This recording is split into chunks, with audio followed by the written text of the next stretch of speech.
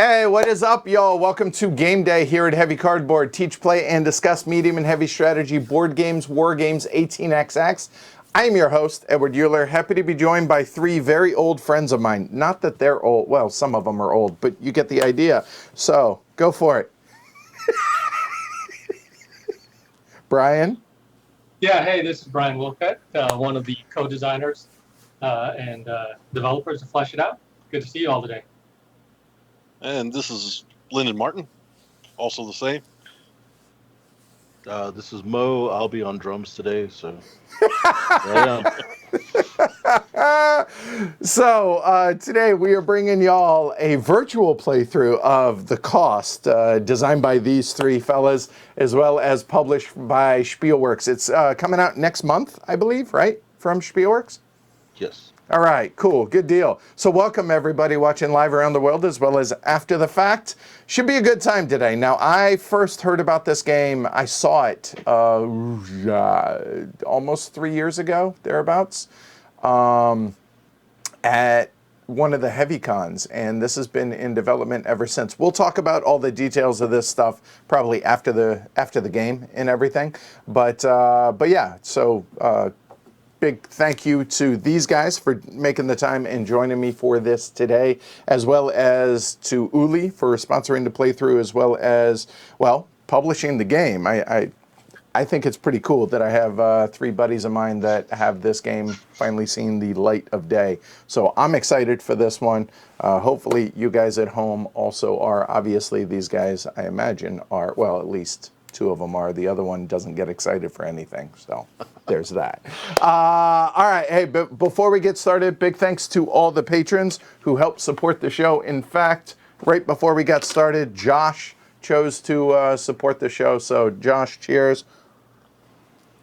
I appreciate the support. If you guys do want to support the show, you can go to pledgehc.com, support the show there, like, subscribe if you enjoy the show. I certainly would appreciate that.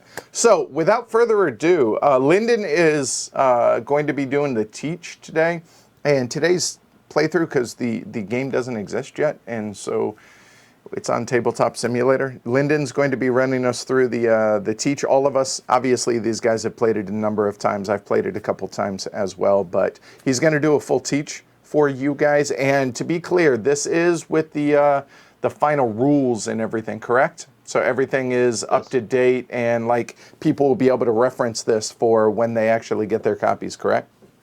Yes. Oh, that's right. The rules are already posted on BGG if you want to head over to the cost page on BGG, which I'm sure you can find pretty easily. The rules in both German and English are out there. All right, well, there you go. All right, so without further ado, Lyndon, the floor is yours, good sir. Shall we get into The Cost? All right. Okay, The Cost is a game about mining asbestos and our actions in that industry. The game is a straightforward play for money. Money equals points. Our money in this tabletop simulator is going to be tracked on our little calculators down here. There's also 4 other currencies in this game. There's a set of resources, one for each of the 4 countries in play, as you can see across the center.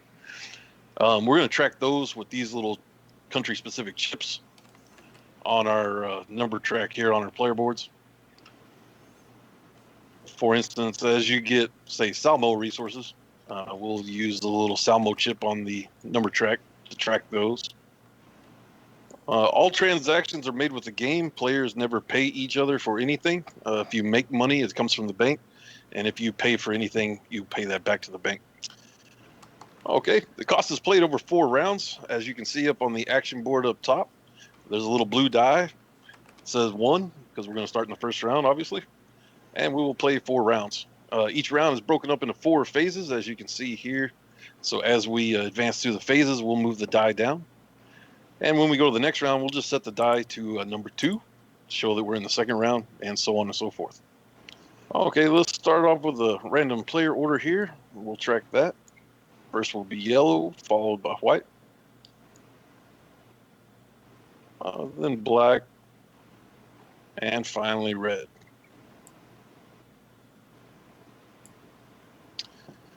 In the first phase, that's our action phase. On your turn in the player order, you're going to choose one of the 4 countries to act in. For instance, let's say I want to act in Rutland. First thing I do is I look across this top track here. This top track serves 2 functions. One, it's the exchange rate of money to resources is the rightmost visible number on that track. They all start at 3. And then each of these little tokens here shows an event icon.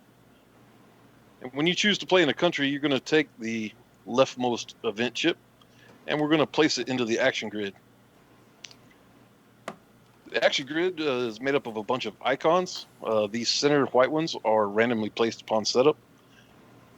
And we're going to choose a corner to place our token. Let's say I want to place right there. And that's going to cover 3 hexes. Those 3 icons are our actions for this round, and we can do up to all 3 in the order of our choosing.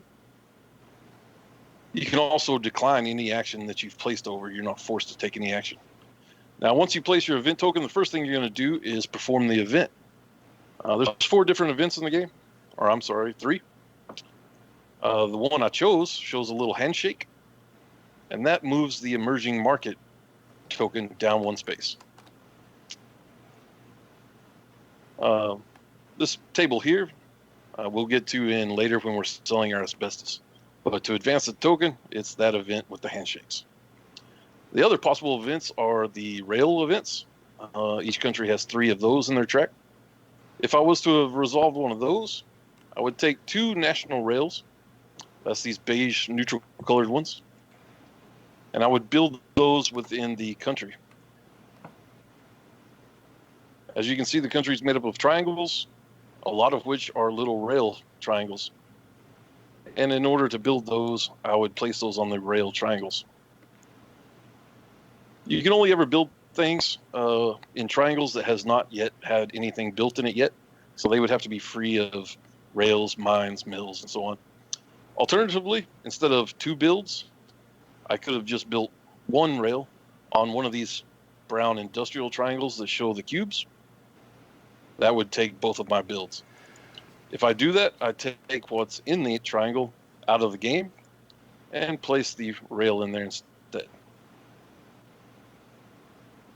Oh, okay. And the final type of action or event you can resolve is the little anchor. And that is very similar to the national rails, but it builds a national port. To resolve that type of event, you would take a national port token and place that on any open, unbuilt triangle that shows a port. And that would establish a port in that triangle, in this case, owned by the nation itself. But my event was the handshake, and I did lower the tracker. After you perform the event, that's when you then go into your 3 actions. In this example, I chose the subsidy action, which looks like the little money sign, a build a mine action, and a build rails action. We'll talk about all the different actions. The subsidy action is very straightforward. You can choose to increase your own personal money by 1, or you can take resources in the country you chose to act in.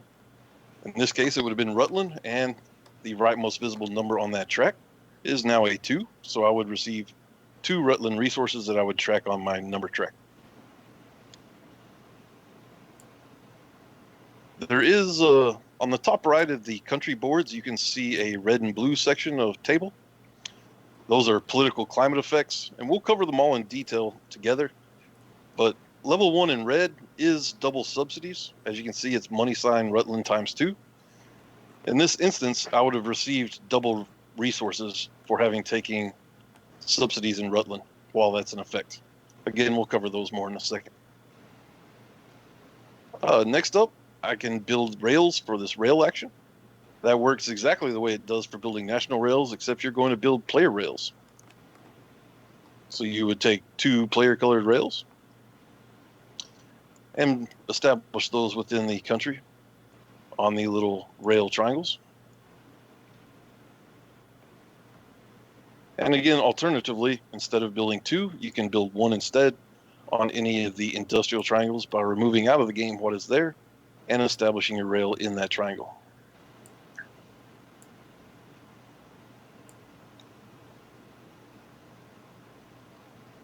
I did not select it, but to perform the build a port action, it's this anchor icon.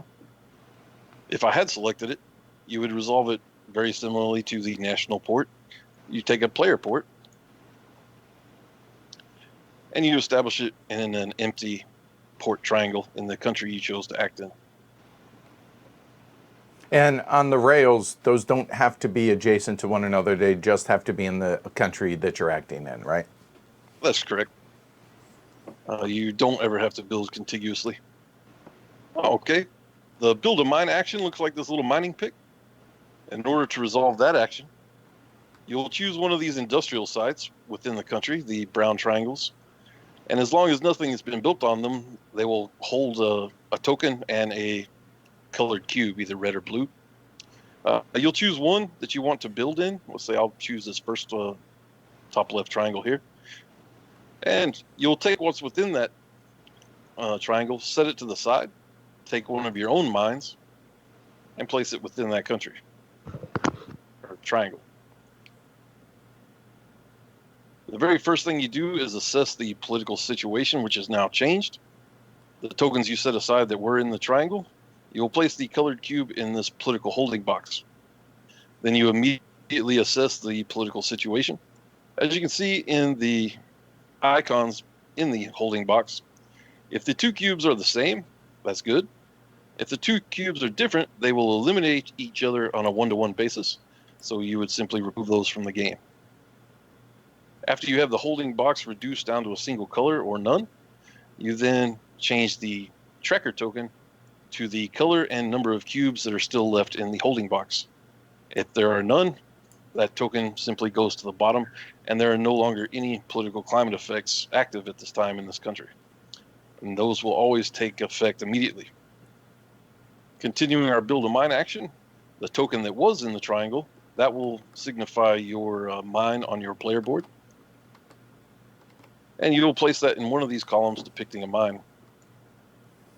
There are exceptions to the very first mine any player builds in the game. That will go in the first column. Future mines can go in any column. We would then now have to pay for this mine. And as you can see on the smaller player aid that each player has next to their player board, the costs are in this industrial triangle section on the top left. And you can see that it takes 2 country-specific resources to build a mine.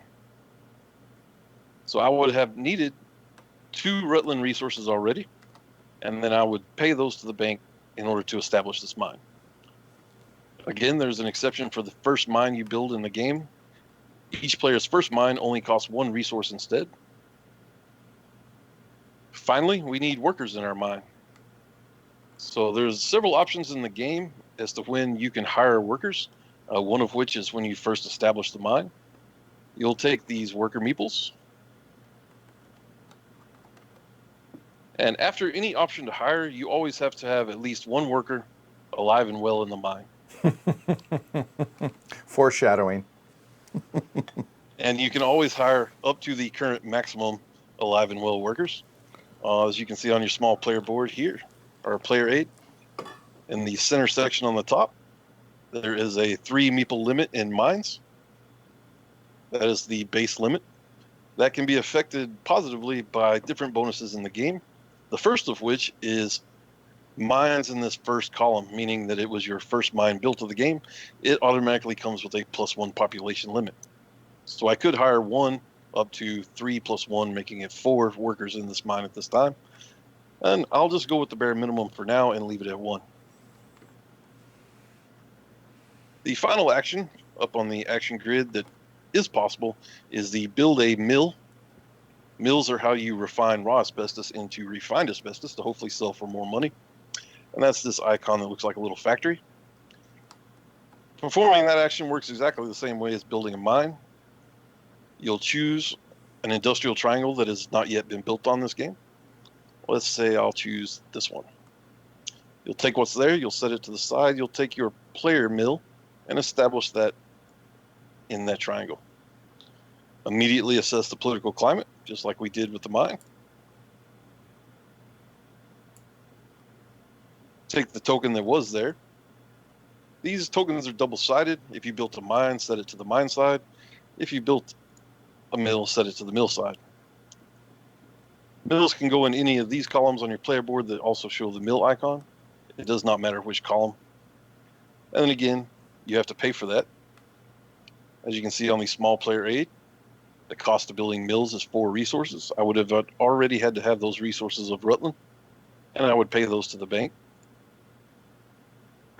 And then finally, again, you must hire at least 1 worker and always have 1 alive and well worker after any option to hire. To a maximum the- of 2. Sorry, I'll shut up. Go for it.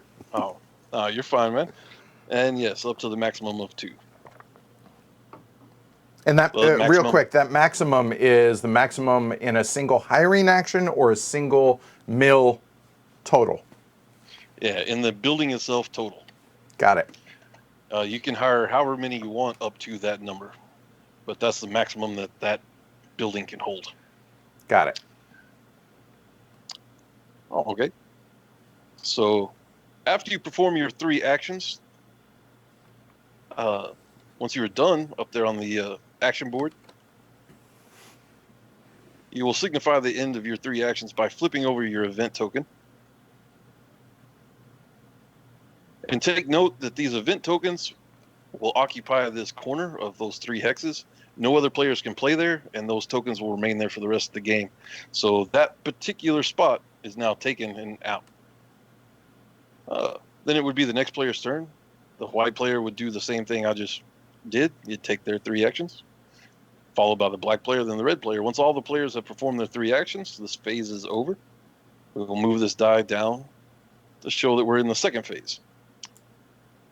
Second phase is the conversion of money to resources in turn order.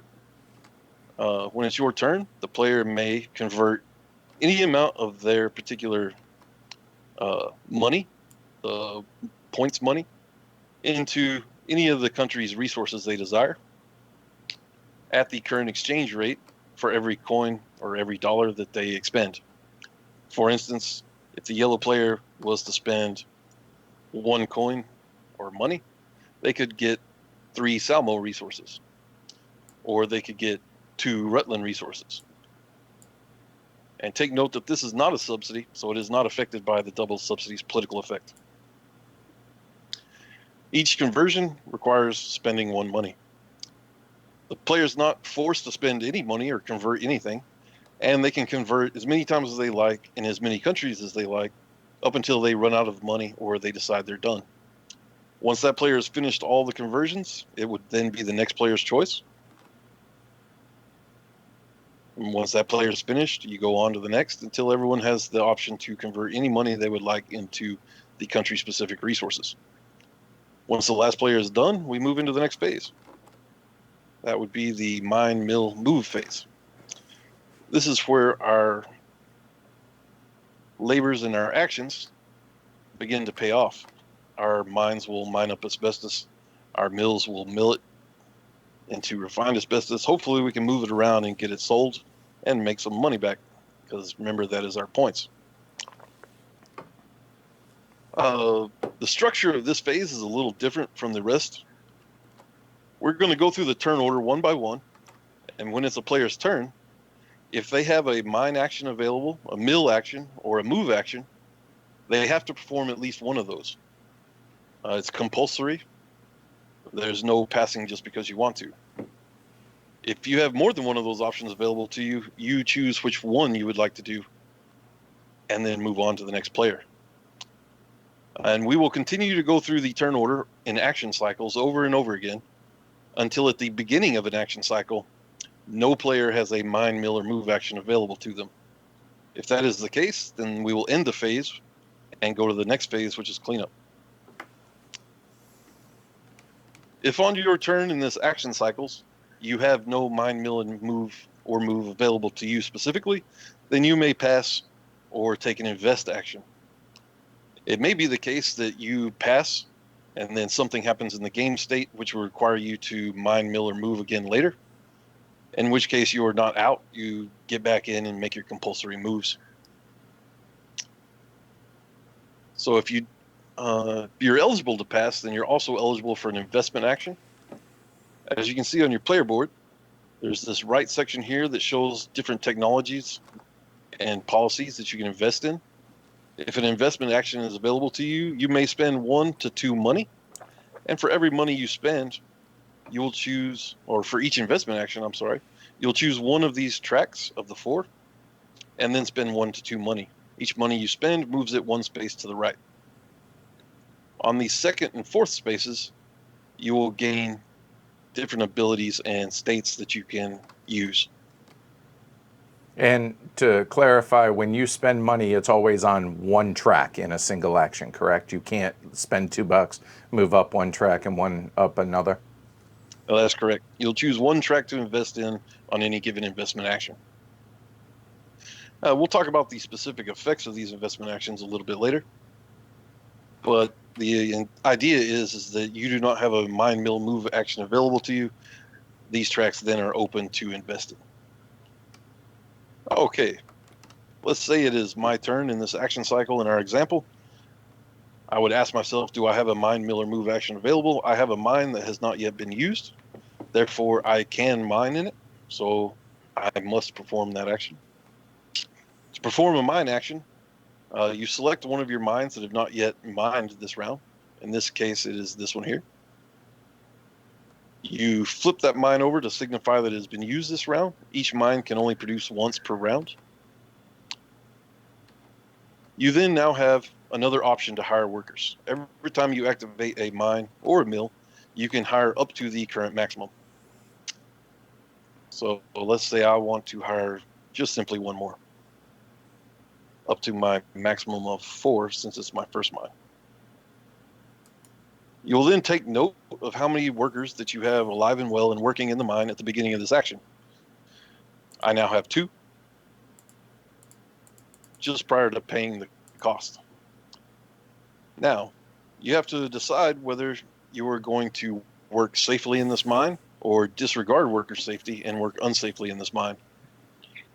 Both have a cost. You will pay the cost, and then the mine will produce. The cost to mining safely, as you can see over here on the small player aid, the top of the center column, the safety icon is that orange diamond with the meeple in it, and it costs 2 country-specific resources per worker, both alive and deceased. You will pay for the safety of all workers currently working, and if you have any deceased in that mine, they will be here at the bottom, and you will pay for those as well if you want to work safely. I simply have 2 workers alive, so that would cost 4 Rutland resources because the mine exists in Rutland in order to pay for their safety. I would pay those on the track and then go on to produce my asbestos. As you can see in my example, I only have 1 Rutland resource. I cannot afford their safety. Or I could simply choose not to expend the resources. That choice is mine if I had them available. Now, the cost of working unsafely is the death of one of these workers. You'd move the worker down here to the little dead worker receptacle. Or the coffin, right. And then produce your asbestos. Now, whenever there's a death in the country, either in a mine or a mill, as we'll get to in a moment, a couple of things are going to happen. That death happened in Rutland. So we look at this second track at the top of Rutland.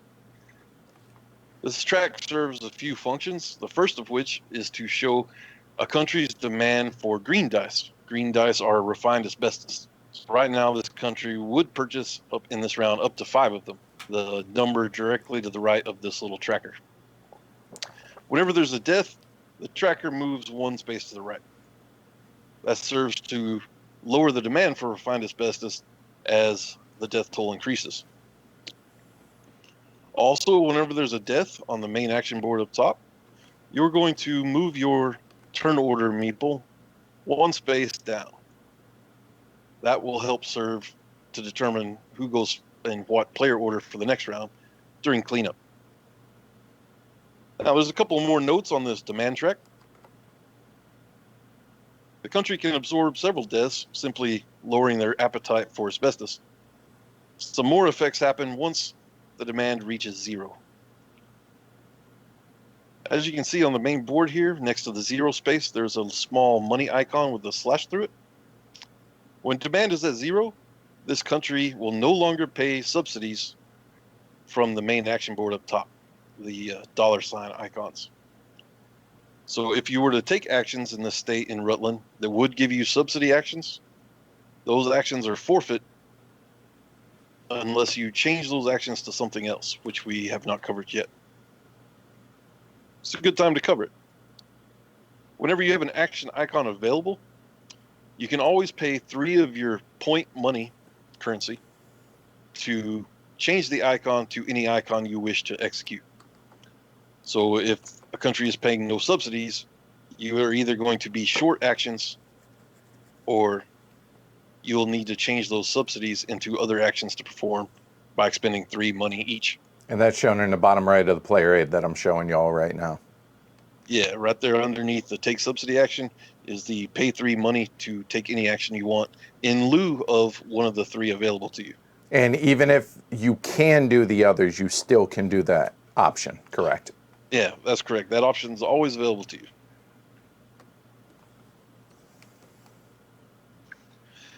The final effect of what happens on the demand track is what happens when the demand is all the way at the bottom and reaches the 0 space. When that happens, the country itself has realized the cost of the asbestos industry, and it will regulate your industry out of the country. Any rail or port tokens within the country will be returned to the players. Any mine or mill tokens within that country are removed from the game, and the players do have a limited number of those. You will then remove the entire country board out of the game, and that country is no longer available for anything whatsoever.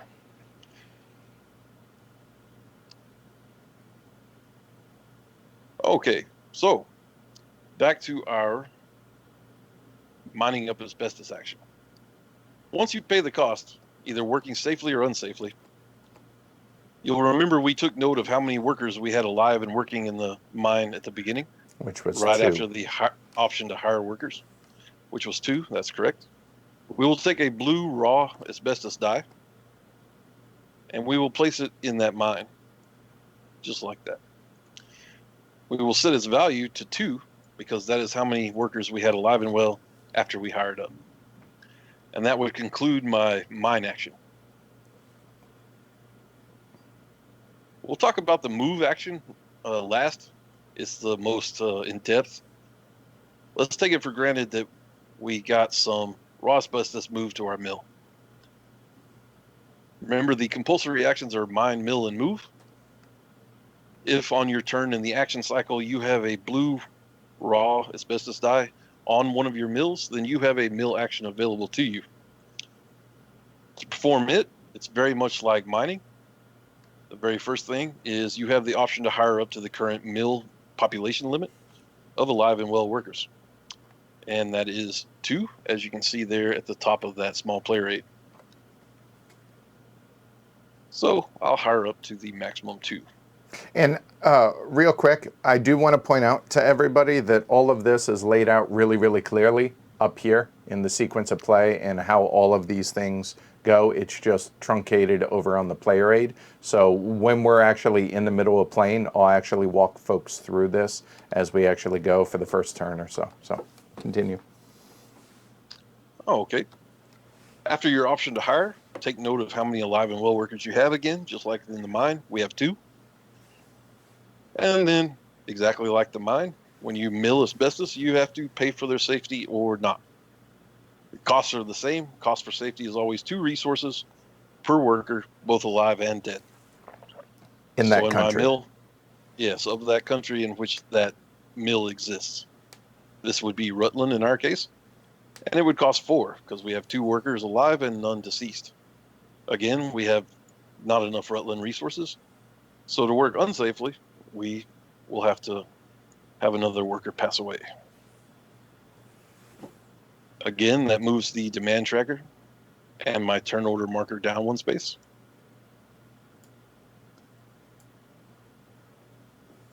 And that would convert this blue raw asbestos dye into a green refined asbestos dye. And again, we will set the value to how many workers we had just after hiring and before paying the cost. So that would be in a 2. Now, it just so happened in my example that the blue was a 2 and the green ended up a 2. The value of the green dye has nothing to do whatsoever with the value of the preceding blue dye. It only has to do with the number of workers you had alive and well in your building before either milling or mining. For instance, that blue dye could have been a 4. It would still only make a green 2. It could have been a 1. It would still make the green 2 because it's tied to the number of workers. Okay. Now, the last action in the mine mill move is move. If you have a blue raw dice on top of a mine, or if you have a green refined dice on top of a mill, then you have move actions available to you. Let's go over moving raw dice first. As you can see on the small player rate, moving blue dice, the first thing you're going to do is choose your destination.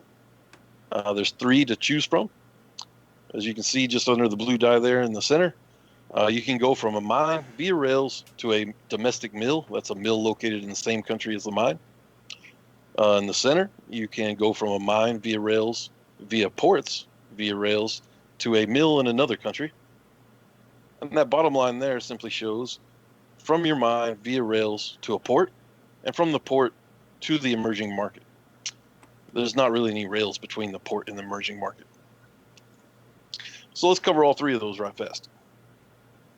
Once we've chosen our destination, and in my example, I'm going to choose my domestic mill. I'm going to have to move this blue raw asbestos dice to it. Take note that between these triangles, you'll see pre-printed rails. Sometimes there are none, such as between these 2 triangles here in the center. You're going to follow a path of your choosing, following the pre-printed rails from triangle to triangle until you reach your destination. And there's a set of priorities you'll have to follow between each triangle to triangle. Now, rule number 1 that goes above all of the rules is that no matter which path you take, you must always leave yourself a legal path to your destination. The rest of the movement rules will maybe dictate where you have to go, but you are never forced to go to a triangle if afterwards you cannot reach your chosen destination. You can always go to your chosen destination. Now, after we have that in mind, we do not have to take the shortest path. We can take whichever path we want as long as we get there. On each triangle that we move to, we're going to determine which triangles we must move to on a set of priorities. Triangles that have unbuilt rails can be moved through, and they have the lowest priority. If priority is ever tied between triangles, you're free to choose. So right now, I have 3 unbuilt triangles around me. I'm free to choose whichever direction I would like to start. Once you move, the second absolute rule is you can never re-enter a triangle on the same move twice, similar to an Age of Steam. So I could never hit this triangle again, no matter which direction I come from. I could then go here. In fact, Each you stop, must. yes. Each stop along the way, I assess the priorities.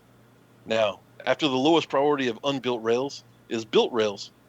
So say there was a national rail here. I can't go backwards because I can't re-enter a triangle. And a built rail has a higher priority than an unbuilt rail. So my next move would have to be here. Then here. And you can pass through any of these triangles. Nothing will block your path. Then here. And now I have two unbuilt triangles and an unbuilt rail triangle also have the same priority.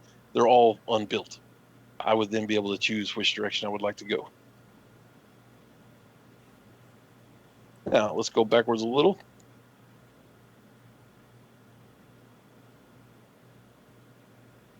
Built rails all have the same priority. The national rail is built. This yellow player rail is built. There's a tie in priority, so it would be my choice. Choose yellow.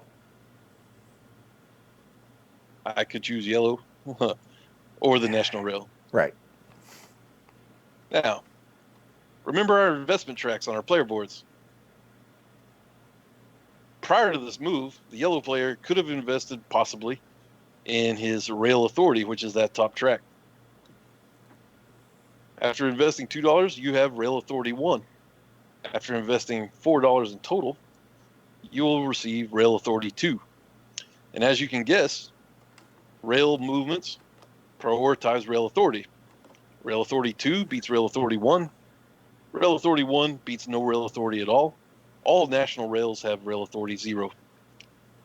So if this was the case, yellow now has rail authority 2. I would have to choose yellow, since its priority is higher. And this is assessed after every single move. Triangle by triangle, all the way until you reach your destination. That makes sense. And once you reach your destination, your move is over, and it's the next player's turn in the action cycle. So let's talk about reaching foreign destinations. Let me create a little example here for a moment. Let's say my mine existed over here instead, or mill, I'm sorry. In our originating country, we need to exit the country via a port. Which port we have to use follows similar priorities to the priorities for movement, except instead of a triangle by triangle assessment, it will be the destination of our domestic move is where we will have to go. So unbuilt ports have the lowest priority, followed by built ports. If this port existed here, I would have to reach that port over the unbuilt ports, and I would reach it with the same movement rules we've already described. Once you reach that port, you now have to enter the destination country, and you'll have to choose which port you enter from. Works the exact same way. If there are no ports, you're free to choose whichever one. Built ports have priority over unbuilt ports. If this was the case, I would have to enter from this port because it has the highest priority over the unbuilt ports. Once you enter the destination country, you will make it to your destination with the same movement rules we've already described, going triangle by triangle, checking priorities until we reach that space. Now, ports are also on the investment tracks, as you can see on the player board. It's the second line there. $2 gets you port authority 1. $4 gets you port authority 2. If there's a choice between built ports, then you must use the port with the highest authority and make your way to it in order to enter or exit a country. And as always, if there's ever a tie between authorities, then it's the player who's moving the die's choice as to which one to use. Finally, the last movement example for raw asbestos is to be sold on the emerging market. The emerging market is the handshake table that we talked about during events. In order to sell to it, you only have to exit your original country via the same rules we've already discussed. Determine port, find your path to it, and set the die up there beside it. At the end of any move, payments are received for infrastructure used in the asbestos itself. If you sell an asbestos to the emerging market, you will consult and cross-reference this little table to find out how much money you made. There's two things to keep in mind: the number of pips on the die, that will tell you what column to look in, and where the tracker is from being moved down from the events possibly being resolved in countries. And you will cross-reference those two things. As you can see, my one asbestos in the current situation is worthless. But you still must do it. If Yeah, you still have to move if you have a move. Now, if you had multiple options as the actions you had to take, you could try to delay your move for, well, there won't be any events resolved in a mind mill move phase. Now, take note of these little icons here. As you can see, all the rows past 0 all show a built port. No matter where this tracker is, if you left your original country via a port that was not built, you will only consult the top row. If you left your original country via a built port, then you will consult the row in which the tracker is located. Now, the emerging market tends to not pay as well as selling your asbestos to a mill. Instead, if you chose to move your raw asbestos to a mill,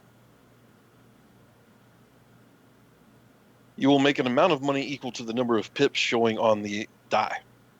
And that can also be seen on the small player aid on the top right.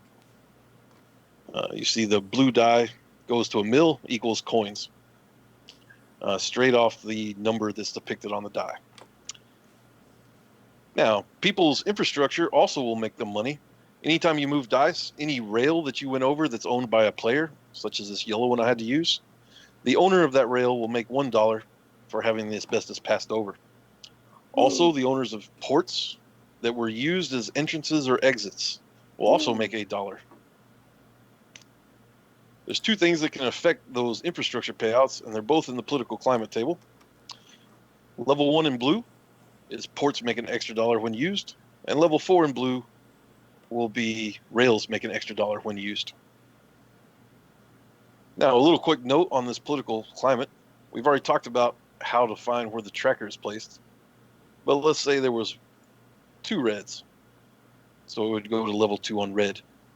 Level 2 is active, as well as all the effects below it of the same color. So if this goes all the way to the top, all of these would be in effect.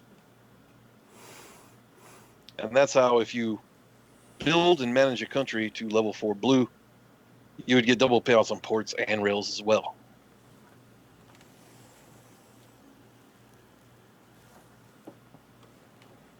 That's all there is about moving raw asbestos. Let's talk about mills and how they work.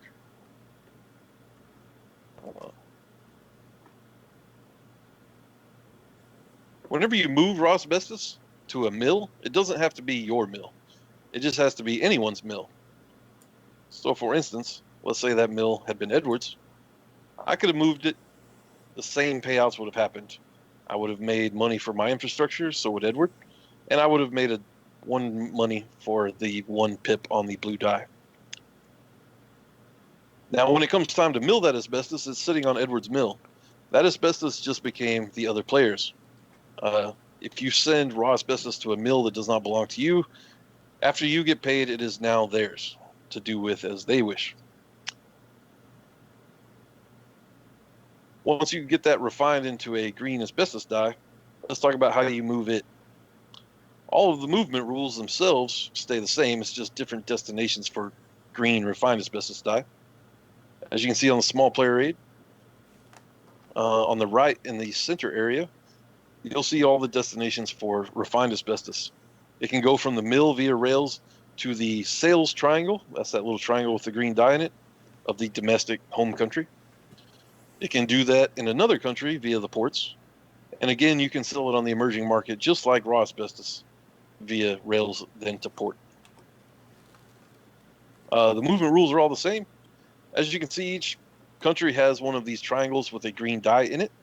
That is where you move it to sell it to a country, either domestically or foreign, with the same movement rules we've already discussed. Whatever country you wish to sell it to in one of these triangles has to have demand for refined asbestos. Again, that's up top here. And that will be the number depicted to the right of the tracker. In this case, 5. Once you get it moved to that triangle, you will take the die and place it up there up top, starting from 1, going to the highest number. And that will show the demand is being used up for the round. That'll get cleaned up during cleanup. Raw asbestos, or refined asbestos, pays off a lot better. as you can see on the small player aid, top right, when you move green dice to a sales triangle in a country, you will make pips times 2. So that 2 green die would have paid 4 to the person who moved it from the mill to the sales icon. Again, you can also sell refined asbestos on the emerging market. And as you can see up on the emerging market, the payout is the same as if it was blue. It does not matter that it is green. And you determine that the same way as before. So, again, we'll go through the action cycles. When it's your turn, if you have any compulsory action available to you, you must pick one and do it. If not, you can pass or invest. At the beginning of an action cycle, if the only options for all the players are pass and invest, then we stop acting and we go to the next phase, which is cleanup. During cleanup is when we determine the turn order for the next round. And let's say we ended looking like this. The player who had the most deaths occur in their company gets first choice of what player order they would like. So right now, white would choose 1, 2, 3, or 4. Let's say I chose 4. Followed by the next player in order that had the highest number of deaths, the black player would choose. Let's say they chose 1. The other players who killed no one don't get a choice. They will remain in relative order in the spaces left available to them. If there's ever a tie for the number of deaths, then you go in current player order, deciding where they want in the next player order. So if black and yellow both had 1 death, first black would choose, then yellow. Red and white here had no deaths. They will maintain their relative positions in whatever spaces are left to them. After we determine turn order for the next round, we simply flip all of our mines back to their unused side so that we may use them again next round. And we clear off any green dice on any demand tracks in the countries so that they would have their full demand for the next round. Finally, set the die to the next round so you know what round you were in. And go back to phase 1. After 4 rounds, the game is over. There's no in-game bonuses or conversions to do. You simply look at how much money you have, and the most money wins. Now, 2 more things to tie up before we finish the teach is what all these political climate effects do.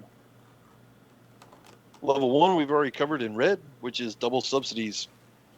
At level 2 in red, mines can hold 1 more worker. The population limit's increased. At level 3, same goes for mills. Population limit of mills is increased by 1. At level 4 in red, your mines and mills produce dice with an extra pip. They will come out 1 pip higher than what they normally would be. And remember, wherever that tracker is cumulative bonuses all the way down. So at level 4 red, all the stuff we just mentioned is in effect. On the blue side, level 1, we've already talked about. Whenever you get paid for anyone using on your port, you'll get an extra money. Level 2 in blue, remember how if you wanted to build rails on industrial triangles, it took both of your builds? Mm-hmm. If level 2 is in effect, it only takes 1 build. So you could, if you wanted, build rails in 2 industrial triangles. At level 3 in blue, players can overbuild national rails and ports. So if I had a build a rail action available to me, and this was the case, one of my rail builds could be to overbuild that national rail into my rail. And finally, level 4 in blue, we've already talked about. Whenever player rails get used, they get paid an extra money, $2 per rail instead of 1. Okay, last 2 things to cover is those bottom 2 lines in your investment area. We haven't talked about those. The third line here, whenever you get to $2 invested, you get plus 1 pip on any blue dice you produce. And if you go to $4 invested, you get plus 1 pip on any blue or green dice you use. That is not cumulative. That is not +2 in blue and 1 in green. It is simply 1 in blue and 1 in green. That fourth track there in the investment area, along the bottom, when you get to level 2, or the second space of investment, whenever you sell to the emerging market, again, that's the handshake icon, you will make 1 extra money over what you normally would make. And if you get to the final space on the emerging market investment area, you will make $2 extra. And again, that's not cumulative. That's not 3. You will make $2 extra on any sales to the emerging market. Even if it's 0, you would still get that bonus money, right? That's right. All right. And that should cover everything. It sounds so straightforward and so simple, but oh, you guys will see. Well done, Lyndon. Good job, man. That's really hard to teach on Tabletop Simulator. So well done, man. Really well done. Yeah. You're lucky it wasn't my first time on Tabletop Simulator. That one was pretty rough. All right, so I've had a few practice goes. let's reset up all of this stuff. I'll just move my markers over here. Yeah, I can just load a saved version. That's Oh yeah, better if you want, go for it. I just hope it doesn't mess up the cameras. Let's find out. should. Let's see. Nope, it did. Oh, I'm sorry, man. It's all right. Don't worry about it. It's no big deal. So, all right. All right. So, you know what? Yeah, I am gonna. Give me just a second. I think this is gonna be a lot easier for folks as long as I have these. So hold on one second. This won't take long since I know what they need to be. I think that actually it still ends up saving time. So don't sweat it. All right. I'll get us a random turn order All right. while you set those up. Okay.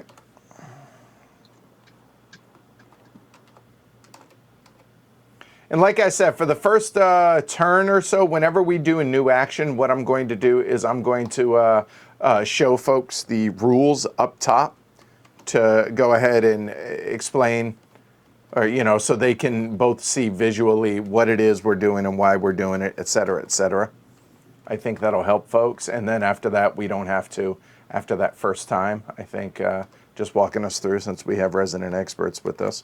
So there's that, and then, like I said, with the rules, and I do appreciate that, Mo, that you split these up for folks at home for whenever we do this. I think this will be helpful for folks.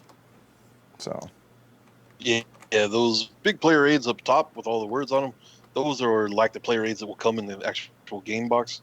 Cool. Those shorthand ones, I don't believe are in the game box. Those are just the ones we kind of homemade for the Tabletop Simulator. Oh, okay, But, nice. But okay. I can upload it to BGG at some point so that people can pay me Geek Gold for it or something. All right, cool. So let's see, we'll go there, and that's the last one. We're good. All right. And I think the only thing we should mention before we get started, Edward, sorry, Yeah. is that all the red and blue cubes, as well as the event markers on each country, all come out randomly, as well as on the action grid at the top of the board. Okay. All those come out randomly at the start of the game. Okay. We just did it early to Okay. speed things up. And then player count note, you only have 1 country per player. So if you're playing a 2-player game, you're only going to have 2 countries. And is there a setup difference, or can it be random? Is there no difference because you notice that the country, quote unquote, shapes or the way the rails are laid out are different between all the 4 countries? The geography of each country is different, but how you choose the countries is up to you. You can pick them, or it can be random. Okay. All right, cool. And by the way, I know the answers to all these questions. I'm just making sure it's clear for all y'all at home. Yep.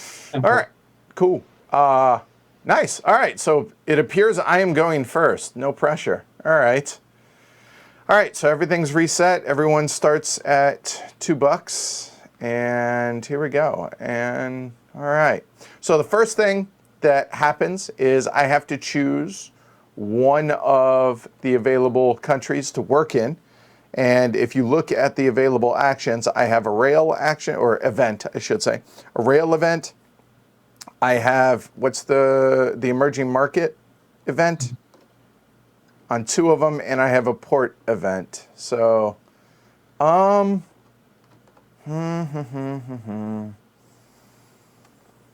see. Samuel Williams. yeah. Thanks, man. It's not hard to teach. The hardest thing to teach is the movement priorities, and once you kind of see it in play, as you'll see here, it's pretty intuitive. It might be kind of difficult if you're just trying to picture it in your head, though. And you know what? I think I'm actually going to go ahead. Salmo is set up almost identical as Rutland, and it's right above my board, so we'll go Salmo. I think that's fine. So I will go ahead and grab the, and am I correct in saying the term of that it's the emerging market event? Yep. All right. So first things first. So let's take a look at this. So that is, nope, where is it? The event over here.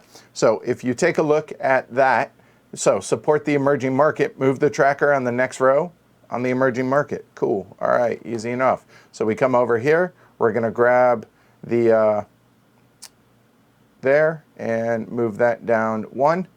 And it doesn't matter which country it comes from, et cetera, et cetera. So there is that. Now the question is, what actions do I want to take?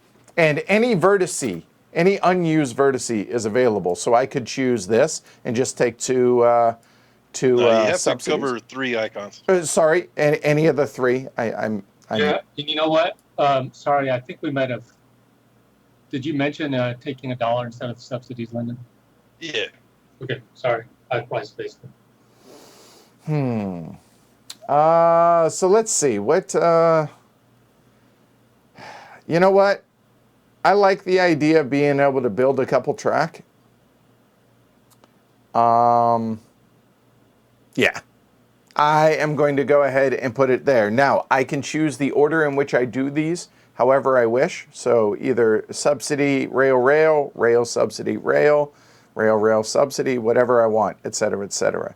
So I'll go ahead and start with the subsidy. So if you take a look up here and at the rules, subsidy, take $1 or receive resources equal to the exchange rate. Okay, easy enough. Well, I went ahead, I'm going to be working up here eventually, so let's go ahead and take a couple of Salmo resources, and the reason I'm taking 2 is because the lowest number, or the rightmost number, as shown, not the lowest, the rightmost, goes to 2, or is at 2, so I grab the Salmo marker, that goes onto the 2, there, boom, done. Subsidy action is done.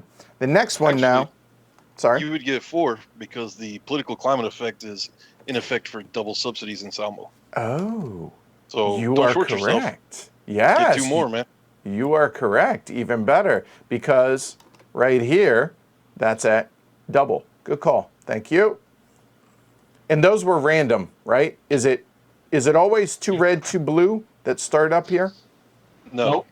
Okay. It's all, Okay. All right. So. You would randomly place the little cubes on each industrial triangle. Then you'll naturally have 1 left over for each country. The one that's left over is the starting political climate. That makes sense. All right. So now we go up for the rails.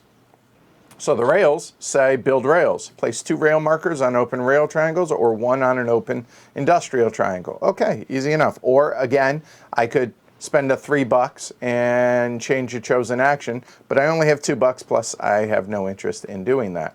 So I'm going to grab at least 2 of mine. So we'll come up here, there. And we're going to look here at Salmo. Sorry about that, guys. That's why we have it pre-programmed. All right, so looking at this, there are the 4 ports, right? So I want to, commandeer as best I can and try and make it to where my rail is going to be used. And you'll notice also that there is no rail connecting off of here for hitting the mill transport. What's the technical term for that? domestic delivery there. All right. So I'm going to go ahead and throw 1 down there. That takes care of a port coming through there as well as coming to that. I like that idea. And You know what? I kind of like throwing this up there as well. So that is one of the 2 rail actions up here. So now I'm going to take the other rail action, and the question is, do I want to grab one or do I want to grab them both? If I grab them both, then I'm going to be removing one of these out here. And when you remove it, it's removed from the game, meaning that the cube will be removed. It will not go up here, correct? That's right. That has long-term implications on the political Exactly. climate for the rest of the game. So I kind of like the idea of removing a red one, to be honest. So you know what? I think I will only lay one there, and I will go ahead and throw that up there. And because I'm putting it on an industrial space, I will go ahead and place that right there. And the reason I chose to remove a red one is because I want the blue to be worth more over here, because eventually getting rail worth $2 a piece, since I have a bunch of rail in here now, which now means the guys are going to avoid transporting Anselmo like it's the plague. All right, so that is all 3 of my actions. So then I'm going to come over here. I'm going to flip that to signify that my action is done, and it's the white player's turn. Okie dokie. Oop. I see that There you you go. didn't build any mines, or I think I might follow suit.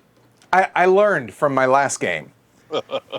Because if you have mines, right, that means you're going to have mine and transport actions, which means you're not going to be able to invest. Lessons learned.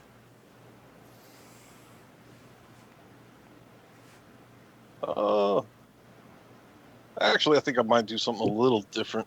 Okay. I'm going to act in Rutland, and I'm going to place mine here. All right, and for everybody at home, real quick, is it better that I zoom in on these various things when the actions are going, or do you guys want me to keep it zoomed out? You guys let me know whatever is easier for you guys to follow. So now that's 2 handshakes, so that's dropped 2. Cool. First, I'll take my subsidy. I will not take money. I will take resources in Rutland. And just like Edwards, Rutland is that double resource political effect as well. So I will take my 2 times 2.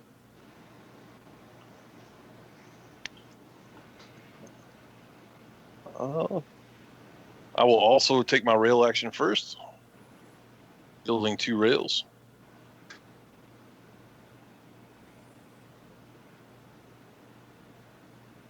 Let's kind of change where we put them though.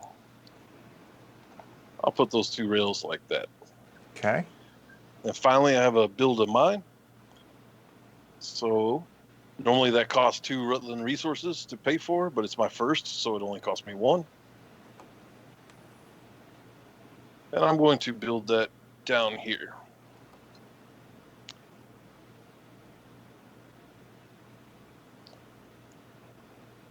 We'll assess the political climate first. They're the same, so they stay. And that goes to level 2 in red. And now I have to hire, I need to put this token over here. And now I have to hire at least 1 up to the maximum. Maximum is normally 3. It's +1 because it's my first mine. It's +1 again because of the political climate. But I'll have another option to hire right when the mine acts. So I think I'll just leave it at 1 for now and postpone that decision. And basically, the reason you're doing that is because you don't want to make it more expensive for yourself, right, in resources, and potentially it gives you options later on, right? Right. I can determine the state of paying for safety or not with a little more information later. So I flip my event token because that was my 3 actions. I'm finished. Brian, looks like you're up now, man. Okay.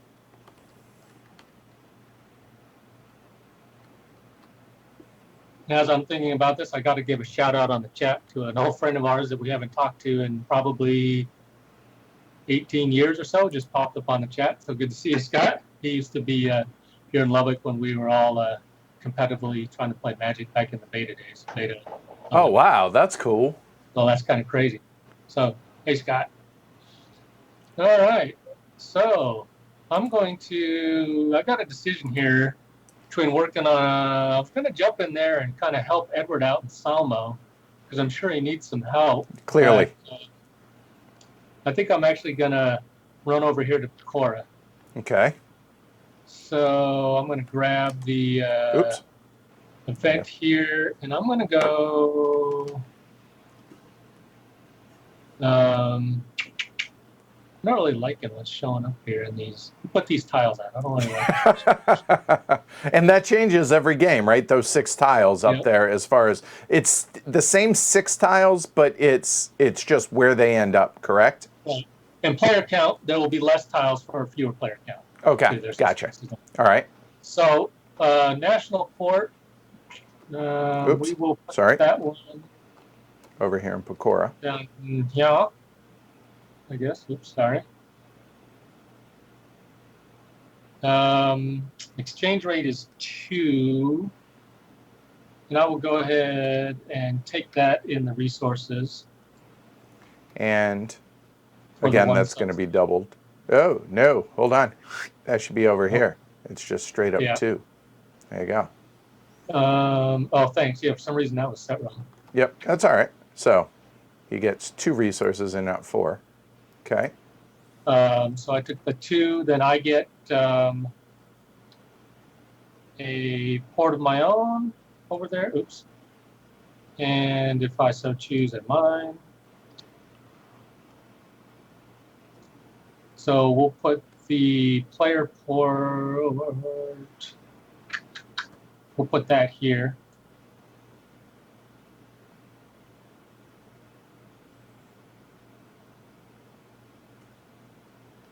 And then, yeah, we'll see if we can just keep going on this blue track here. So we'll take the mine here, which will put this cube here.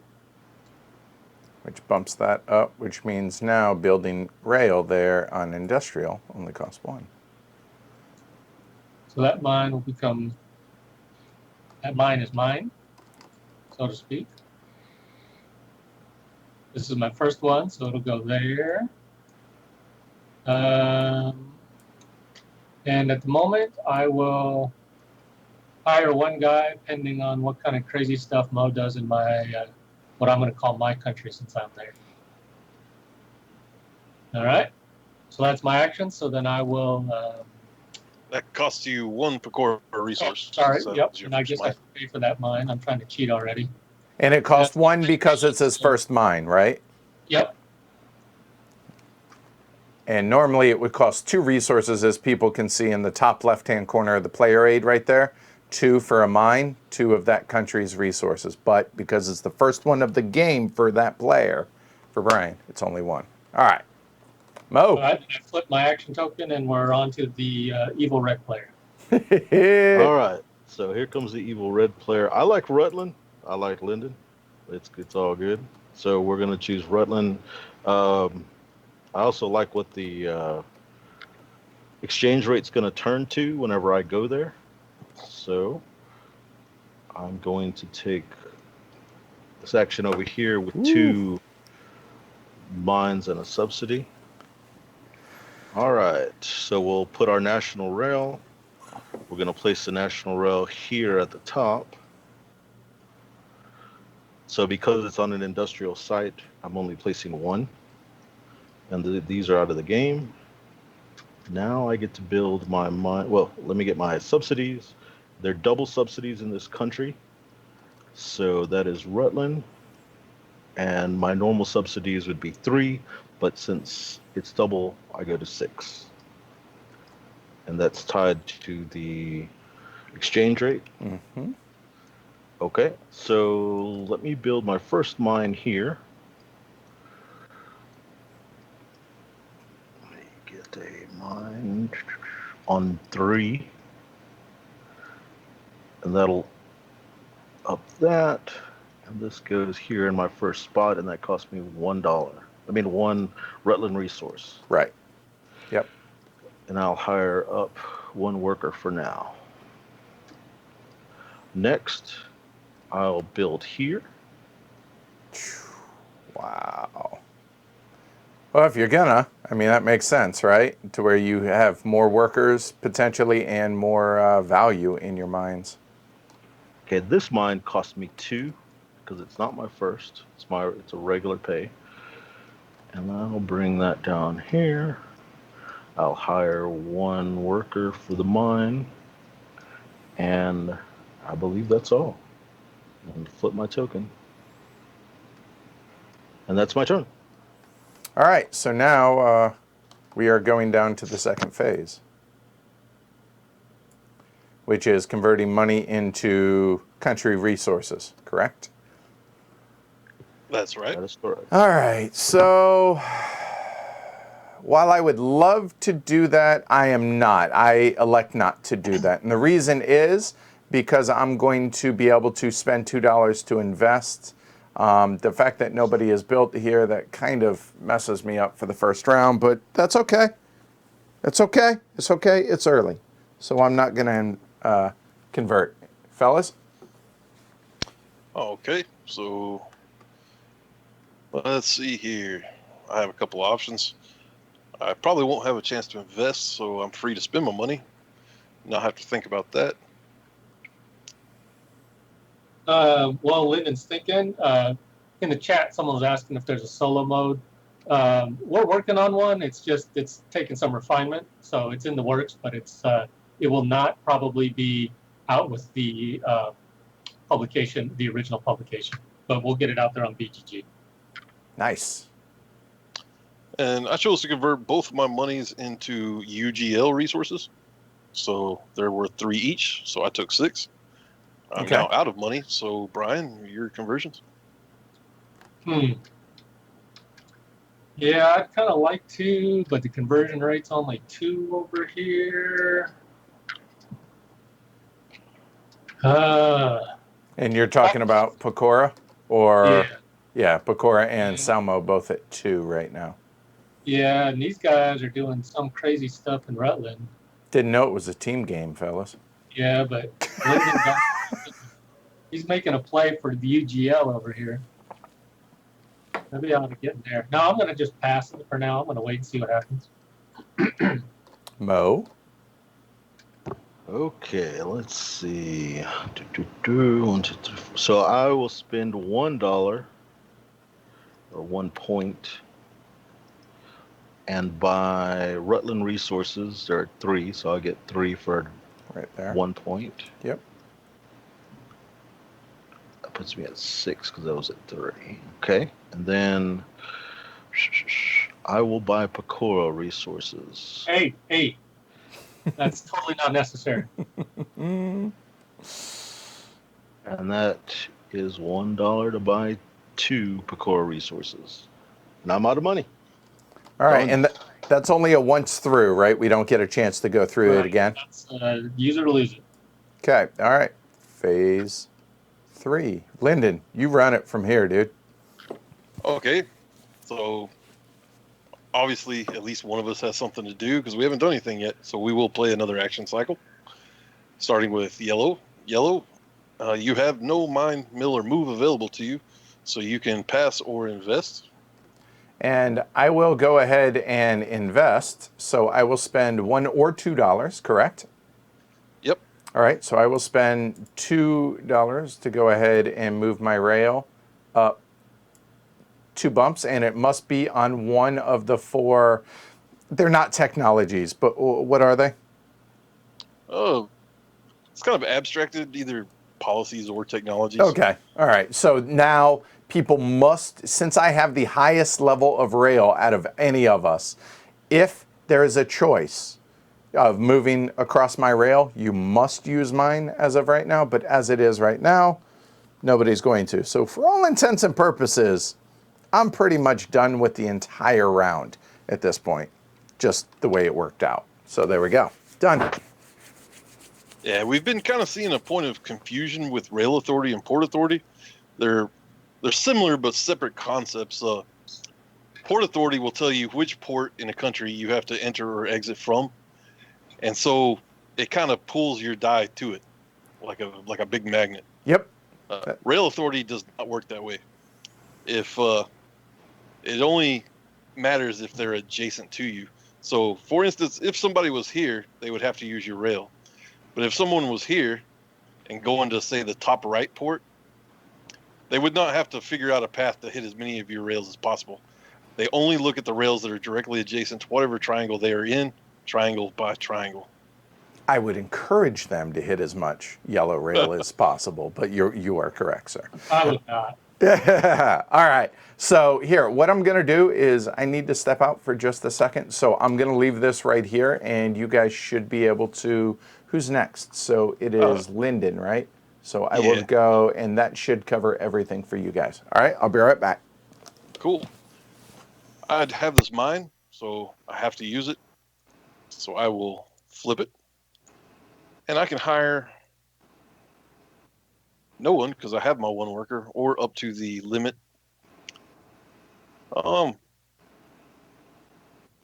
Since Mo's so heavily invested, I'm thinking he's probably going to want to try to preserve his mines. So I'll try to preserve mine as well. I will pay for the safety of my one worker. That will be 2 Rutland resources. I had one worker, so I will have a 1 pip die. And I will place that on my mine. That's my one action. So, Brian. Okay. Well, I'm going to go ahead and hire up, actually, for the mine that I have. So let me grab these dudes. Sorry, guys. As you know, TTS is a little cumbersome sometimes. All right, this is my first mine, so I have the option to hire up an additional guy. So we'll go ahead and do that. Note that at this point, hiring doesn't cost me anything. But if I want to mine safely, obviously it will. So I've hired up to my maximum there of 4 because it's the first one, so I get an extra one. And then I will activate my mine. So we'll flip that over. Maybe. There it goes.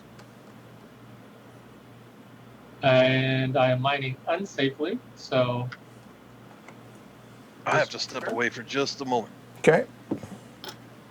Moment of silence for the first lost worker in the cost. So now, the value of the die is determined by how many workers were alive at the start of the action. And there were 4, so that makes this 4, and goes there. Then we had a death, so the first thing we do in Befora is move the demand marker down, and then on the turn order track, I'll drop 1 there. Oops. And that is my mine mill move action, so on to red. Real quick, Mo, before you go, I want to show folks this. So right here, there we go. So for make an investment right there or pass, that's what I did, was made the investment. And then mining and asbestos, that's what Brian just did. And now, again, what Mo's going to do. So once per round, hire workers, mine safe or unsafe, place blue raw asbestos die on the mine, flip the mine to the U side. Mining safely costs 2 resources per each worker in that mine, both living and deceased. And then mining unsafely kills a worker and then just adjusts the demand track. All right, cool. So you can see that that is all laid out right there for you guys. All right, Mo, you're up. Okay, so in Rutland, I have 2 mines. I have 3 here and 6. So I'm gonna mine on 6. So I'll look on my board under number 6. Under number 3. So I have the wrong chits, but you know which one it's supposed to be. That's all right. Yeah. Flip that one. And You flipped the wrong one, though. oh yeah, I did flip the wrong one. I don't know what I'm doing. That's all right. There you go. I got you. Okay, so we are gonna mine safely. Oops, wrong resource. 1, 2, and we're gonna make a 1 right there, and we mine safely. I did the wrong one. There we go. All right, cool. And All right. that's it. All right, so now so like what Lyndon said, now we look and see at a new round of phase 3, does anybody have a mine, mill, or move action? Does anybody? Well, clearly we do. Mo has one. We know this right here for sure. So it doesn't matter how many of us has it, at least as long as one of us has it, we're going to go through another cycle. So now it goes back to me. And obviously, I have no money, I have no mines, I have no mills, I have no move actions, ergo, I'm done. So then we would come back and go to Lyndon. And Lyndon, we see that his mine was right here. So he does have a mine or a move or a mill action, i.e. he has a move action. So what's going to happen now is, while we're waiting for him, he is going to have to move this from his mine there to one of 3 destinations over there in the middle on the left of the player aid, which is either to a mill, which no one has built. So he's not going to move it to a port, to a mill, because no one's built a mill yet, or to the external market. So he's going to have to leave that board via a port and then eventually make some money off of it. And the money he'll make is going to be $1 because we're currently at that, and it's a 1 pip die. So he's going to go ahead. Excuse me, Edward. There's no built port, so he's actually going to be on that first row. So he's going to make no money. You are correct. I apologize. Up here, no built port. That's right. And let's see. He will make. So Mo went after Lyndon over here. So therefore, when Lyndon mined, that wasn't into effect yet. So therefore, he couldn't turn his 1 into a 2. So you should have, though, correct? Actually, yeah, both of them are +1. Are they? We forgot about that. Yep. Okay. 2 and a 2. All right. So we have Still not worth stalled any money. now. And now, Lyndon, it is your turn. We're doing another round for Mine Mill Move, and it is your up. Oh, that was good timing then. It was. Okay. Oh, and Lyndon, we forgot to do the political effect, so we made your 1 into a 2. Oh, yeah, we did, didn't we? Yeah, but Awesome. It doesn't matter. Still is worth nothing. We caught it now. That's all that matters. Yeah. So I have this move available to me. I have a blue die on mine, so it must move. And there's no mills, so I'm just going to sell it on the emerging market. My first move, or first I have to pick a port. Mm-hmm. All the ports are unbuilt, so I can go through any of them. And I'll say this one here in the middle on the left. All right, so where my hand is there, okay? Yeah. So that's my destination. My first move must be to this rail here, since it's built over the unbuilt one. Then it must be up. And then I could choose to go the short way to the left or the long way around. But since there's no tokens there, it doesn't matter which way I choose. We'll just go the short way to the port. And the reason you had to move up here was the same reason you had to move to the left there, because built versus unbuilt over here. Right. And it's more beneficial to me since those are mine. Sure, that makes sense. But if there was a choice, I wouldn't have had one. So we made it to the port, so we're on the emerging market. I left via an unbuilt port, therefore we must look at only the top row. On a 2 is a 0, so I make no money for this asbestos. But we did use 2 of my rails in this move, so I will make $2 for that.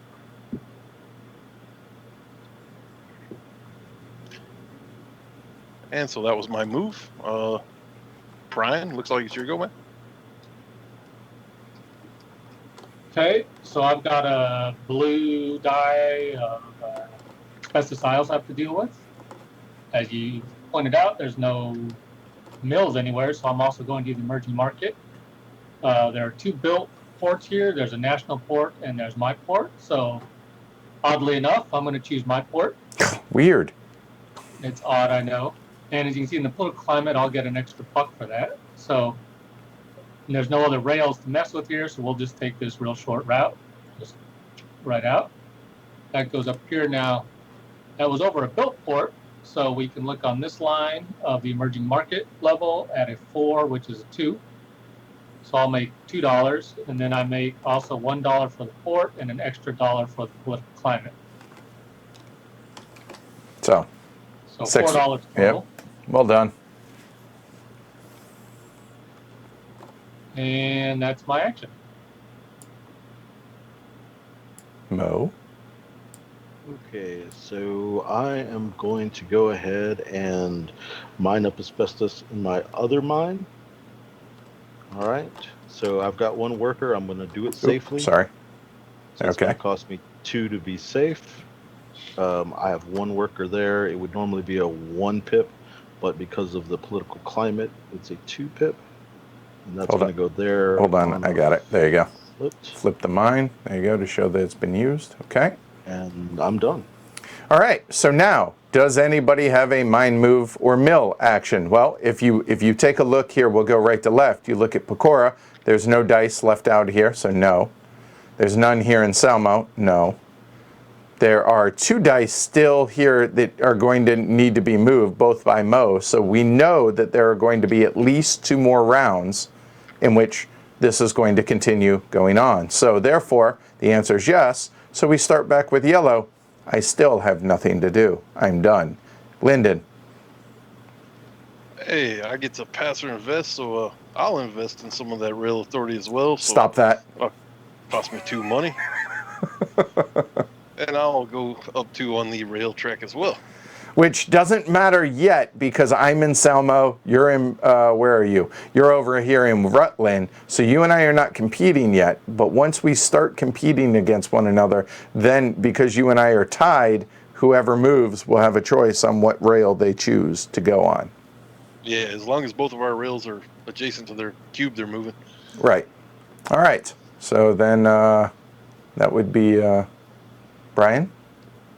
All right. Well, I wasn't going to invest, but it looks like we're in the middle of a little arms race here, so I don't want to be left behind. So I'm going to sink 2 victory points into my rail authority as well, so that you can respect my authority.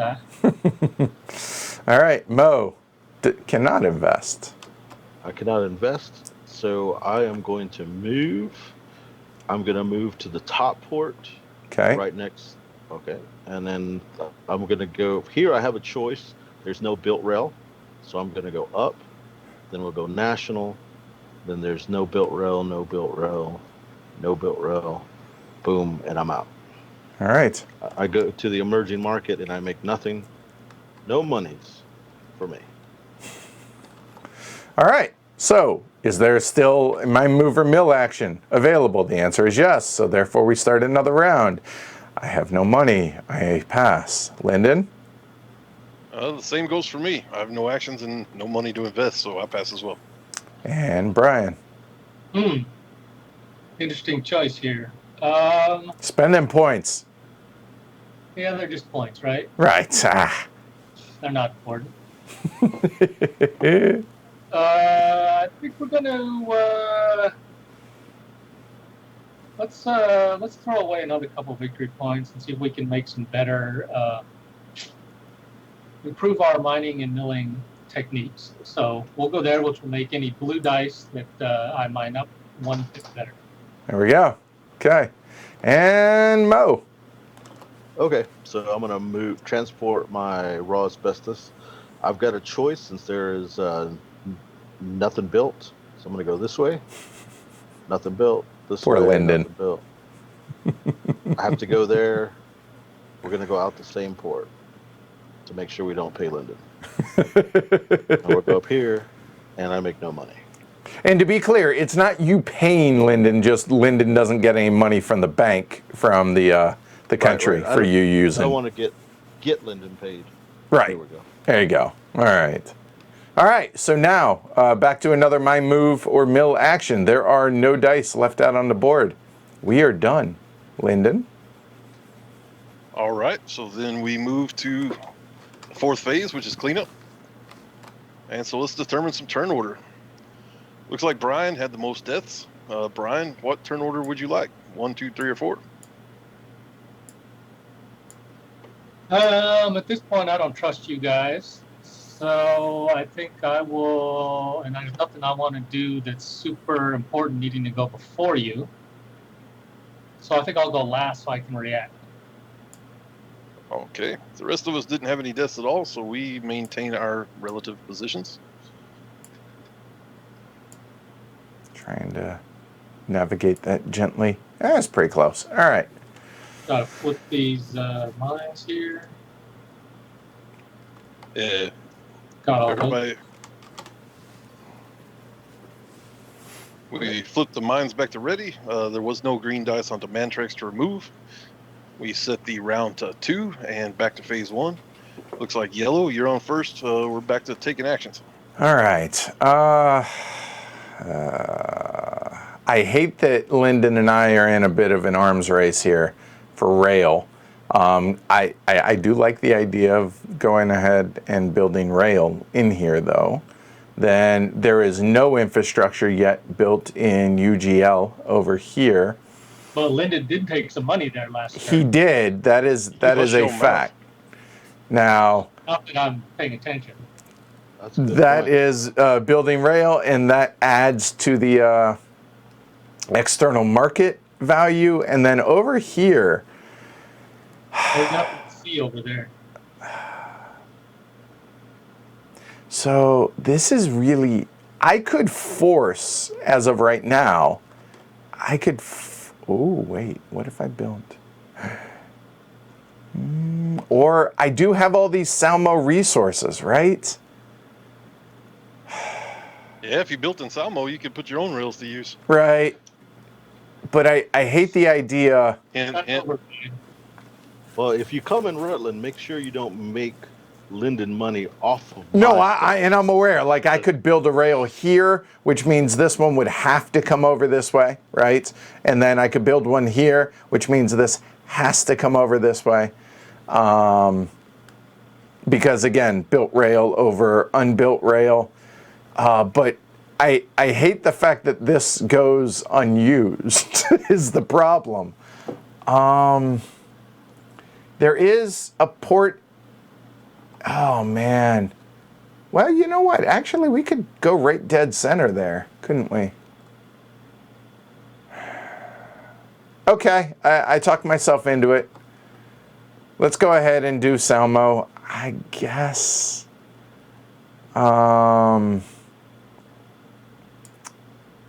Yeah, all right.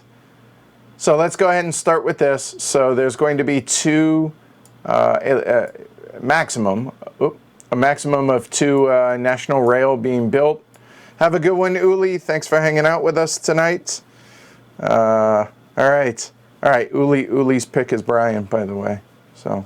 Uli's losing some money, I think.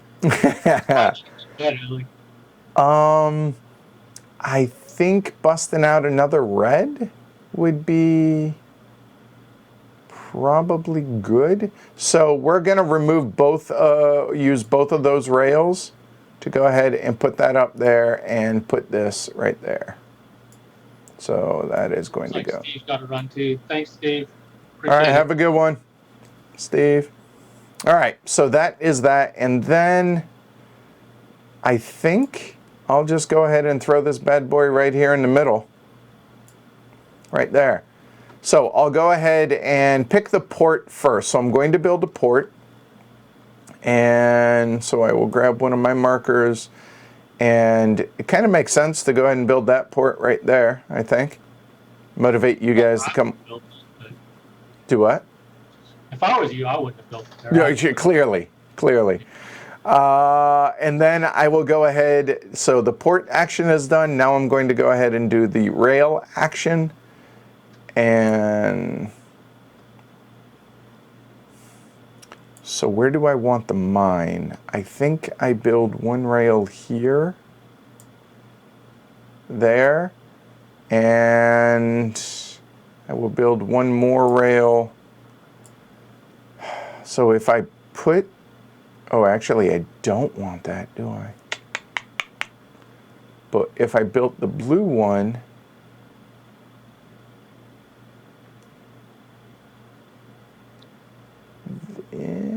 yeah. I think.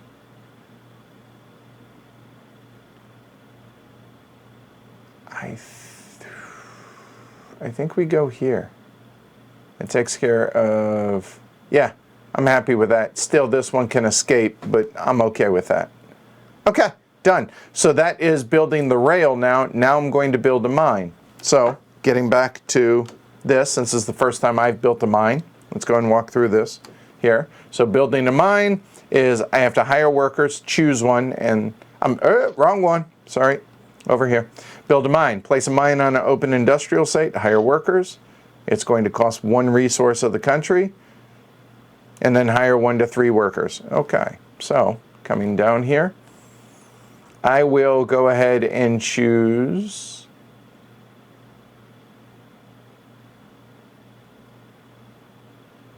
Do I go this one or this one? Right now, if I choose this one, I can go there, there, there, and come around and hit all my rail. That's kind of tasty. If I choose this one, my fear is somebody builds rail here, and then they end up with a higher priority than me. I'm paranoid, so I'm actually going to go ahead and build that one. Surely none of us would do that. No.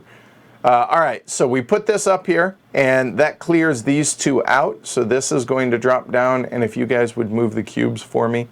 And then I will go ahead and grab this mine. This is mine number 5. So I'm going to put that right there. I need to hire 1 or minimum 1 worker, and just like these guys, I'm going to hire 1 for right now because I'm paranoid about where things might go. So we'll go there. I need to put one of my mine markers on the one that was built there. And that is it. So now I will flip my marker here. And the turn of the yellow player is complete.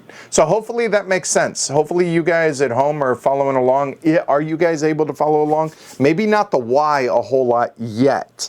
But now we're gonna start getting into it, I think, in this round. So Lyndon, you're up. Okay, so now I have a choice. And what is your choice, good sir? Rail up Moe's red mines here, or do my original plan of building in blue. Actually, I like your rail choice better than the blue thing. A lot better. Yeah, that's some Moe reverse psychology. It is. It totally is.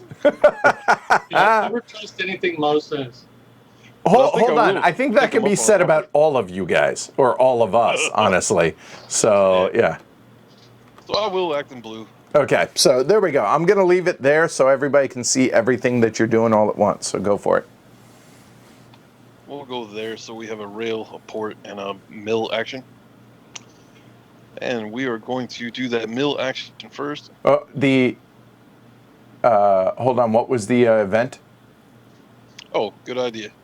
Maybe I should do the event first. That is rails. I'm going to build on an industrial site, so I'm only going to get 1 token. And which industrial site do I want?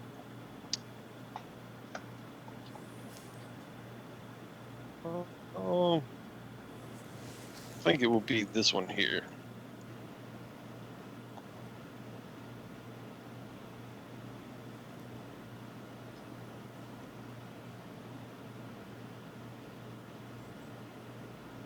Oh, okay. Now I'm going to build the mill. So that's going to cost me 4 UGL resources. I converted into 6 earlier, so that'll take me down to 2. And we know it's 4 because the bottom right, or the top left corner, the triangle, it shows a mill is 4 resources of that country. Okay. So I'm going to choose, I'm going to build it here.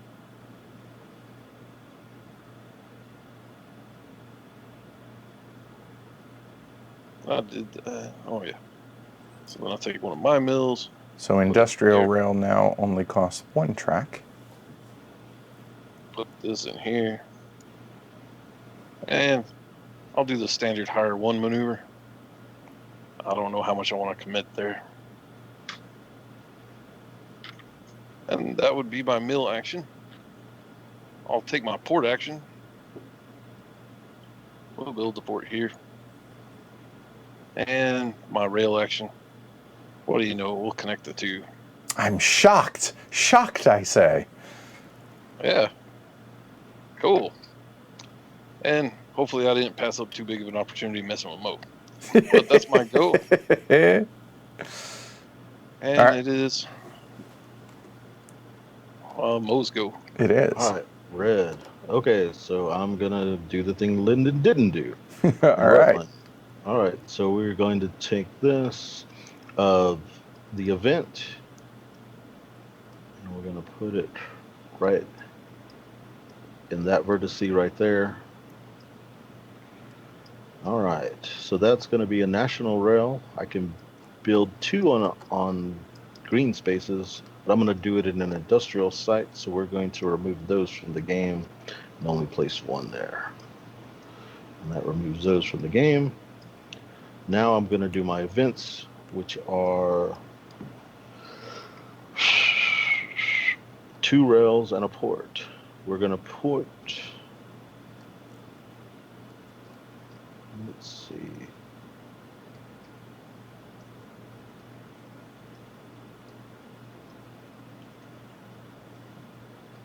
We're going to put my port right here. Oh, interesting. Okay. Then I'm going to put my rail right here.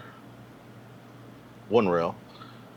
And then, so the port action is that action. The second action is going to be a rail action. I get to place 2 rails.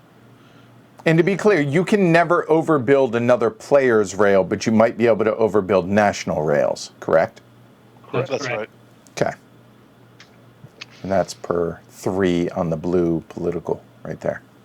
Okay, so that's 2 of the, that's 1 of the rail actions. The other rail action, go ahead and place that there. And we'll place this one here. Okay. Clever, clever. Okay, all right. And flip that because you are done. Got it? Yes. All right. So now, converting, yeah? No, I'm sorry. Brian, would you like a turn, sir? I would Nah, actually. Okay. he doesn't need one. Yeah. And I'm looking, no one has port authority yet. Tempted to jump in there in that Rutland and just blow that country up. Please. You got way too much fun over there. But Edward's kind of trying to run away with Salmo. We do have an emerging market action here in the UGL, which would actually make my actions at Pecora more profitable. I just sold him my mill, man. You'll be all right. So you broke up there, Lyndon. I couldn't hear you. So Sold him my mill instead of the emerging market. Oh, you didn't break up. Knowing my internet, it wouldn't surprise me if I did. I think I'm going to go ahead and do that. Yeah, we'll grab that. Okay. All right. And we're just going to go right there. So the event is to make the emerging market 1 better. And what happens if one country completely is devoid of events because we've just been hammering it? You can still play in that country. If you zoom in above that last token in the events, you'll see a little infinity sign. Right there? Meaning actions can still be taken. Got it. You can just grab any old token, something to mark on the action matrix. Okay. There just won't be any more events. Okay. Roger that. Again, I know. I just miss. All right. And then thanks, Scott, for putting your pre-order in. We certainly appreciate that. Then I got 2 subsidies and a rail action. Subsidies are currently at $3.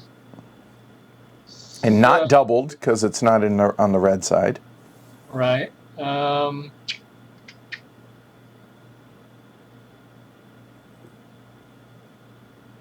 make a couple of rails here first. I'm going to do that there.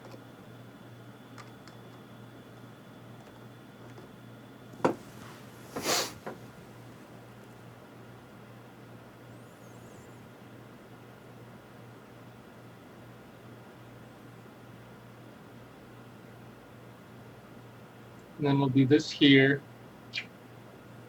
Then I'm going to take I'm going to take actually both of those subsidies in. Yeah, I probably put that in the wrong spot. That was probably a bad move. Oh well, I'm going to take both of those subsidies in actual money. So it's $1 each, right? Yep, $2. And no one's taking an action. If you want to move your rail, man, feel free. Nah, I probably should have done something different up here off the grid. Oh, okay. Gotcha. All right. So now that that's done, now we're done with the first phase. Going into the second phase. Starting with me, do I want to convert? I would love to be able to convert some resources, some money into resources. Alas, it requires one to have money. Ergo, I elect not to. Lyndon? Oh, I'm in the same boat. I would like to, but I can't. So, Mo? And to be clear, it's a one-way transaction. You can't do it the other way. Note the arrow right here.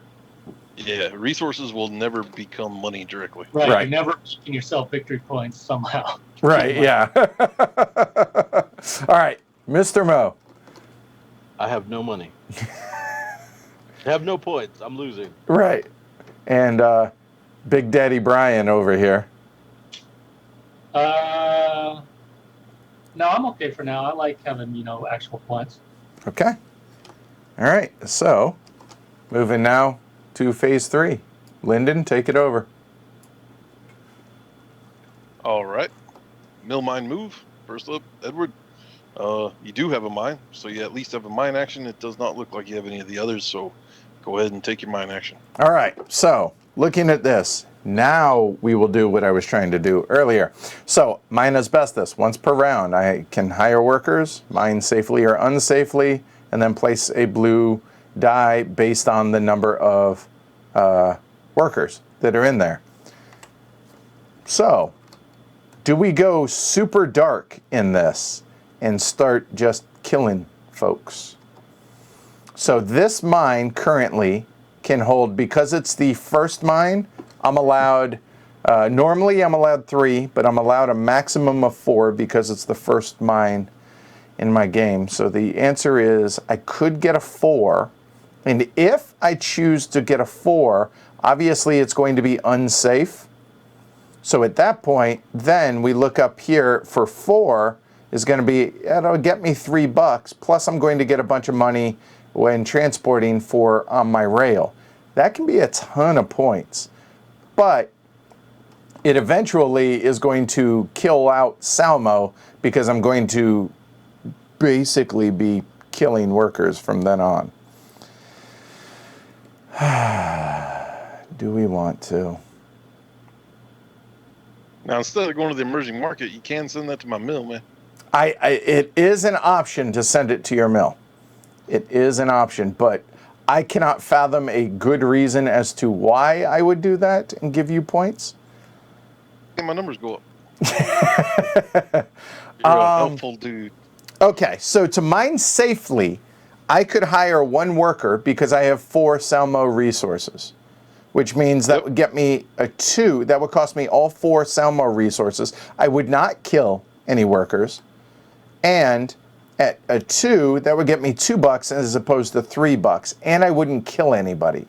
To be honest with you, that feels like the right thing to do. So I think what I'm going to do is I'm going to go ahead and grab 1 worker. So I will hire 1. Now, do take note that there's no way to fire workers. Understood. Now that you have 2, that's 4 for safety on out, or don't pay for safety on out. Correct. It is a yeah. There's only one way that thing goes, right? It only gets bigger. So I will go ahead and mine safely to start. So that's going to be all 4 Salmo resources because I have 2 workers here. So I did not kill anybody. So that means I'm going to get a 2 blue die to show that I have 2, or I had 2 workers on that. So there we go. I have now mined safely in Salmo. I was responsible mine owner. Done. Mr. Lyndon. Hey, it's Scott Evan joined in. Hey, Scott. Apparently Okay. This game has the double Scott seal of approval now. I will use my mine here. I flipped it to show that I used it. I can hire up. And as you can see, I'm caught without enough resources even to protect my one guy. Oh, So at this breakover point, might as well load it on up if I'm going to commit to some treachery here. this is dark. Well, Okay, so normal limit's 3, so I'll hire up to 3.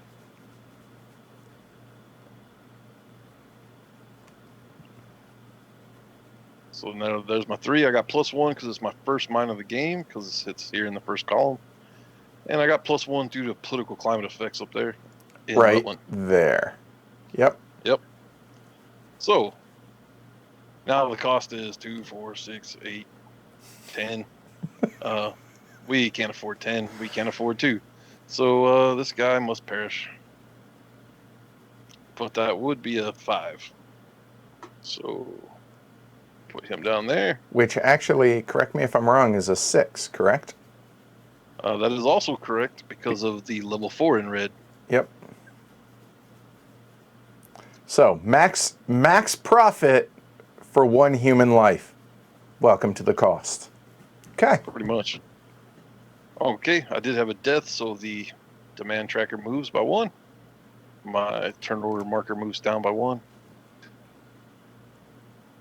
And that concludes my mine action. So looks like Mo, you're up, man. Okay. So time to mine in Rutland. I'm gonna hire up to the maximum in my first mine, which is just like yours. I would normally be 3, but because it's my first mine, I go up to 4, and then plus the political climate, I can go up to 5. So we'll mine there on that, and we will do it unsafely because I don't have the cash. Wow, it just takes one person and then The gloves come off. Yeah, Yeah. it kind of breaks your safety record there. All right, I What do they got call your. it? The safety culture of the industry Right. has been ruined. I have killed. I have killed your worker up top, Mo. Awesome. And then we'll change it on the demand track. There you going go. down. Rutland slowly running out of demand. They're realizing the cost there in Rutland. Okay. all right, over to me. I've got a mine in Cora. I'll go ahead and we'll hire a guy down there into that mine. Let me flip that mine over. So that would be 10 to mine safely because you have the. Yep, 4 living and 1 deceased worker. I only have $1 there in Pecora, so of their resources. So we'll mine unsafely, which will move this guy here. On the demand track, that moves this over 1. And Brian, I got your death up top. Okay, thank you. Now this normally would be a 4, but my little investment track gives me extra in blue dice because I mine more efficiently. So that will be 5. For those of you that are curious, asbestos is usually mined in open pit mines. So I guess I'm just making a larger scar on the landscape. Or going deeper. Scotty Bedell, it's been flip 0 minutes since someone has died in this game. Yep. And Christopher Clark says going to be a special investigative report on Rutland Weekend Television at this rate. All right, so that's my action there. So we're back around to the beginning of the cycle, which is yellow. You can see there's still dice on the table. So obviously we got to take another round. Oops. Sorry, my bad. It's uh-oh. Yep, we're good. Sorry, that's my bad. I accidentally. And somehow, middle of that blackout, your money went up. That's kind of funny.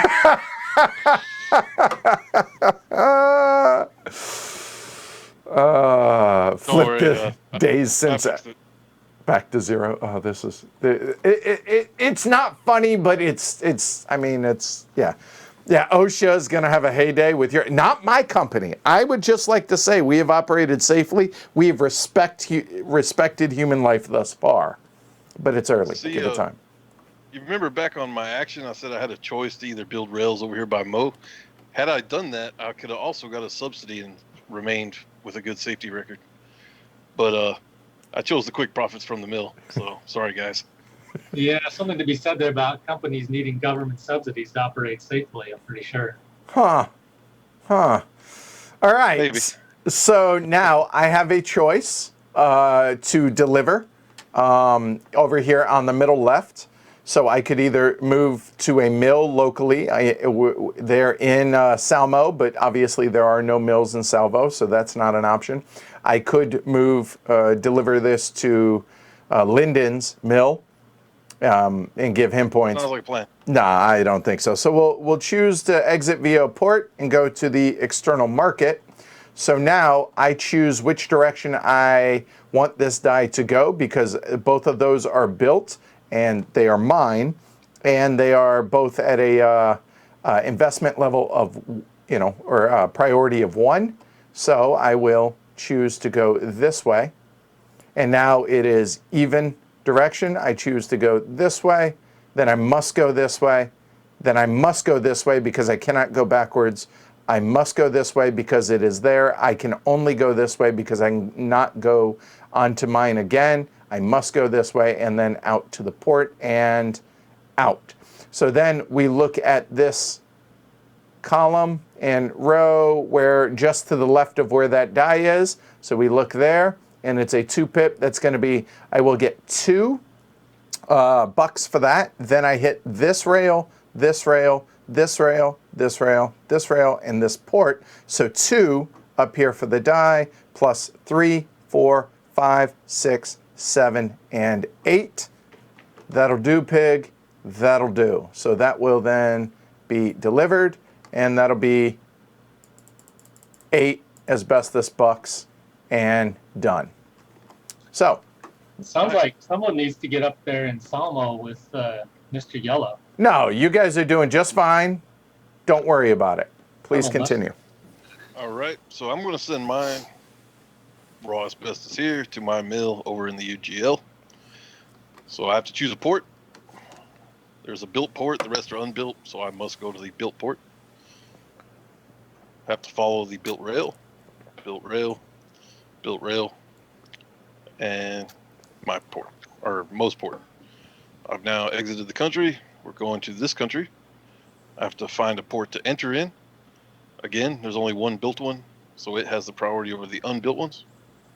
So I enter at this port here that's built. And then I must follow the built rails. Now, it's a good teaching moment right here. Just because I'm adjacent to my destination, which is this mill, does not mean I get to stop following the rail priority rules. If it doesn't have a rail, it's treated as an unbuilt area, and this has a built national rail. So there is no choice. I must go this way because there is still a legal path to my destination. Good call. Take care, Luke. So that was a 6 before I messed it up. I got you. Go ahead. You got it. So, as you can see on the little player aid, whenever you deliver raw asbestos to a mill, you make coins equal to the pips that was on the die. In the top right. So, there. Yep. Okay. Pips to mill equals money.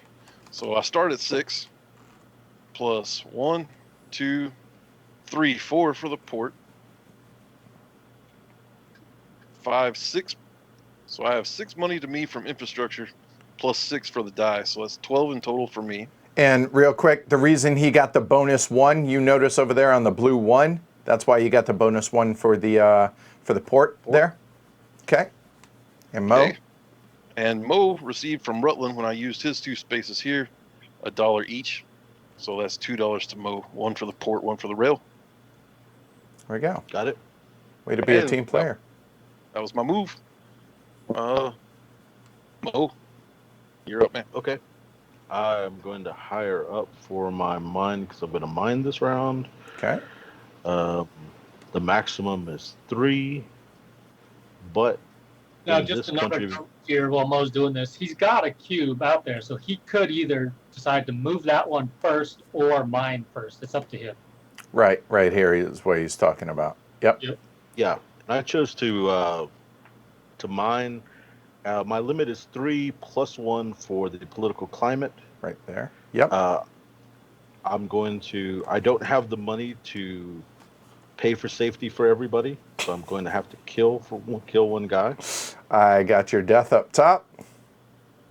All right, and this is going to lower the demand, and that one makes a 5. It makes 4 + 1 for the climate. Up here. Just a quick note, even though I am not paying for safety now, I am changing demand in this country. It's getting dangerously close to all of my mines that I've invested. My infrastructure into this section is in danger of no longer being in the game. Yep. So even though I'm not paying for safety, and it might look like I'm willy-nilly making points, in actuality, I am limiting the maximum amount of points I can make from He's these not pieces paying for because it, but he's paying for it. yeah, I'm short-term gains and long-term not gains. Yeah, right, Okay. right. I mean, not to play on the on the game's name, but kinda. I mean, there's a cost associated with it, right? Because once this drops down to 0, that's it. Rutland just is out of the game. Right. We're not trying to say that the deaths don't matter. They do matter. It's just when am I really paying for them? Mm-hmm. Okay. Next. Brian. That's me. All right. I have a cube on the table that I've got to deal with, and that's my only minor mill. So over here in Cora, okay, thank you. Couldn't find it. we're going to take this 5 cube and,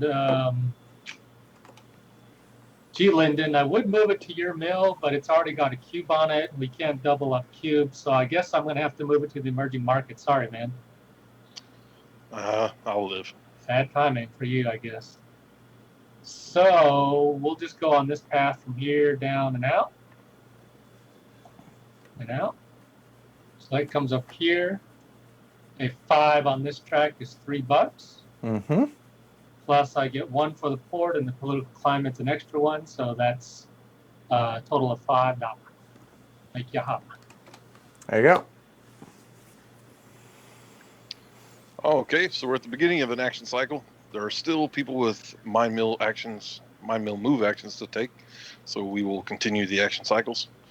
So Edward, it looks like you have no mine mill moves to do, so you can pass or invest.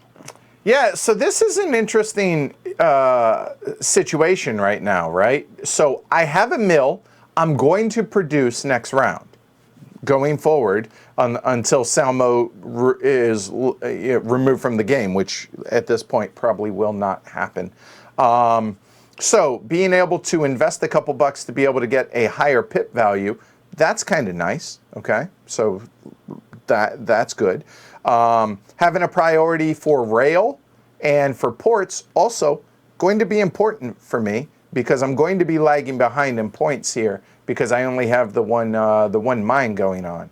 However, thing to keep in mind is, remember, at the beginning or at the second part of each round, you can convert money into resources, right? And if I choose to continue to operate safely, then I'm going to need resources. And you can convert any amount of money into resources. And right now, currently, it's at 3. It's probably going to be likely at 3, possibly lower down to 2, depending on what players do for actions as we go along.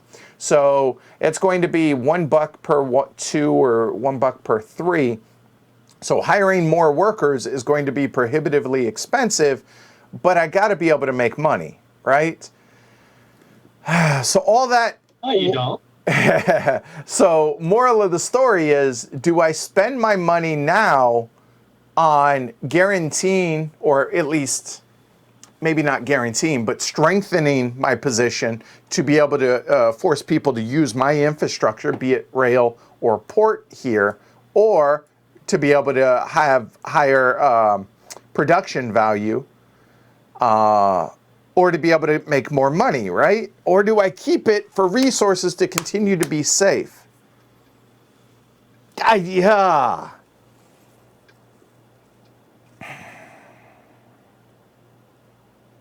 That's the crux of the situation, Mike. Right, exactly. I mean, that's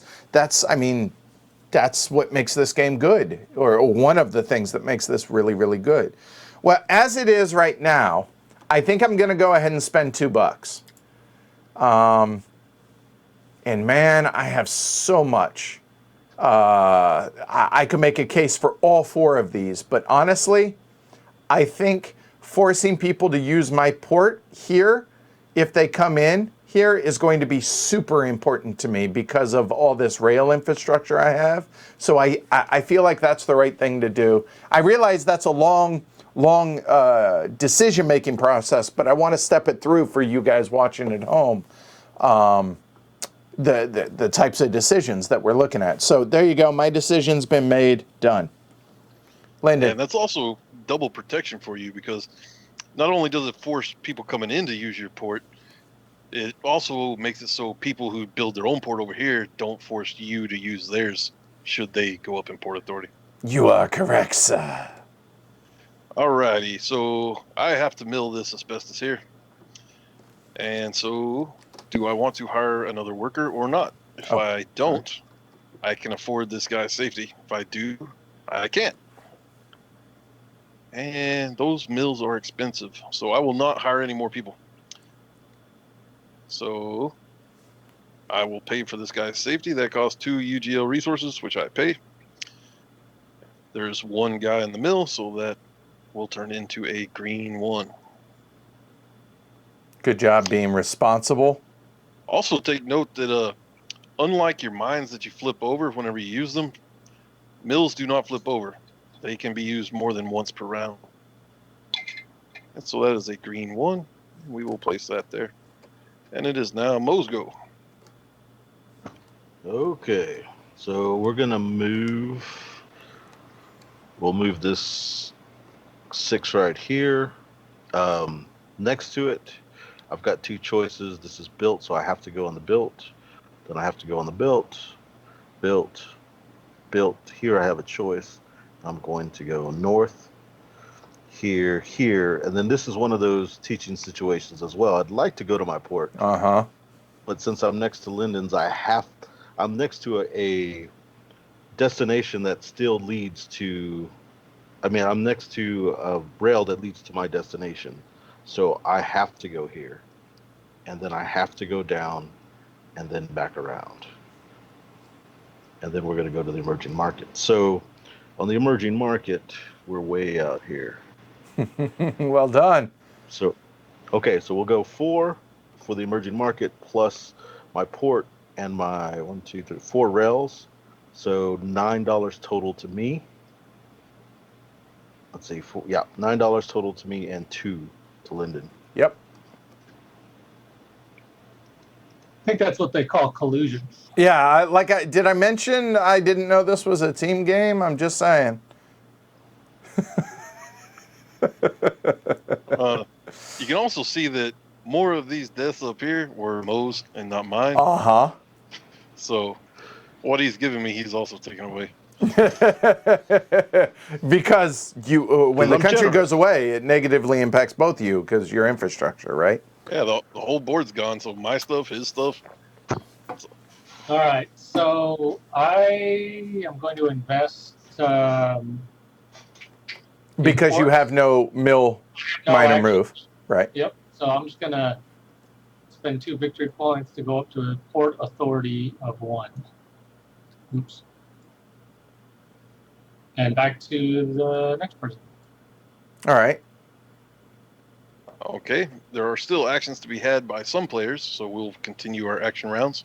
So back to Edward. Right. You don't have an action though, so pass or invest. Yeah. Now I can always pass, and if we're going to have another round, then I can invest next turn, right, and see what you guys do. But it's a calculated risk because I see that there is 1 die out here and there is 1 die out here. Now we look at turn order, and red is going to go after white. So what that means is this die is going to be cleared out of the mill. So theoretically, Mo could move this over if he wanted to get an invest action.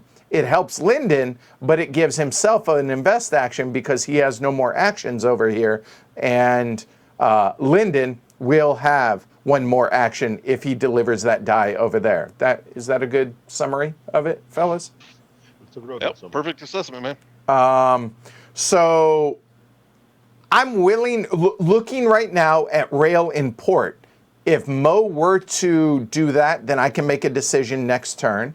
Looking over here at rail in port, I'm okay with that. And looking over here, Brian and I are tied in case he comes over into Salmo. At least he's not higher than I am. But my fear is he builds a port over here somewhere, and then he can choose to go to his port.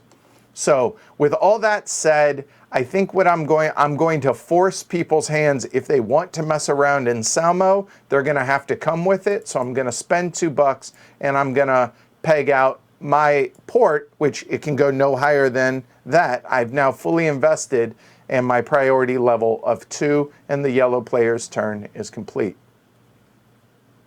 Oh, okay. So I have to move my refined asbestos somewhere. And like you were saying, after he gets cleared off, Mo would then have the option to send it there. And if he does, as you can see, I no longer have the resources to pay for any more safety. But that is compulsory to go ahead and refine the asbestos he sends me if he chooses to do that. So he could not only force another action, but force a death in the UGL. But that's up to him. That's his decision to make. I have to move this. So I'm going to sell it to a country instead of the emerging market, and I'm going to sell it in Rutland here. So, as you can see, I can't go here because that's not built. I can go there or there, but Brian's rail does not lead to a legal path to my destination, which is this port of mine. So I go down. And that would be the case even if he had priority over you, correct? That's Yeah, correct. that's right. Because you have to have a legal path back to that port. So you choose the port first. And that was the thing that was tripping me up in the first time we played this. So I think that's really important to stress this, that you pick the port, the destination first. Then you look at priority of moving, right? Yep. And the first rule of priority is you can always get to your destination. Nothing will prevent you from that. Okay. So I move down. I then must move this way. It's also the only legal path out to the port. Then I come into this country. I must enter a port. There's only one built one, which has priority over the unbuilt ones, so I must come in at Mo's port. I then must take his rail since it's built. And then I must take mine. And now I would like to take the short way around here to prevent hitting all of his rails, but I must take the built rail. Now the only legal path is to go this way. And you can't go this way because that would hit you back into the port that you'd already hit right there. So you cannot do that. That's right. So then I must continue this way. And once I hit here, I'm going to end up going back out the top eventually. So I'll just go ahead and follow this path up. Well like done, this. Mo. Oh, you could go down here and avoid this one. He would still hit mine when he goes up. Oh yeah, he would. Right there. Yep. Yep. Or right here. Yep. Yeah, that's why he's there.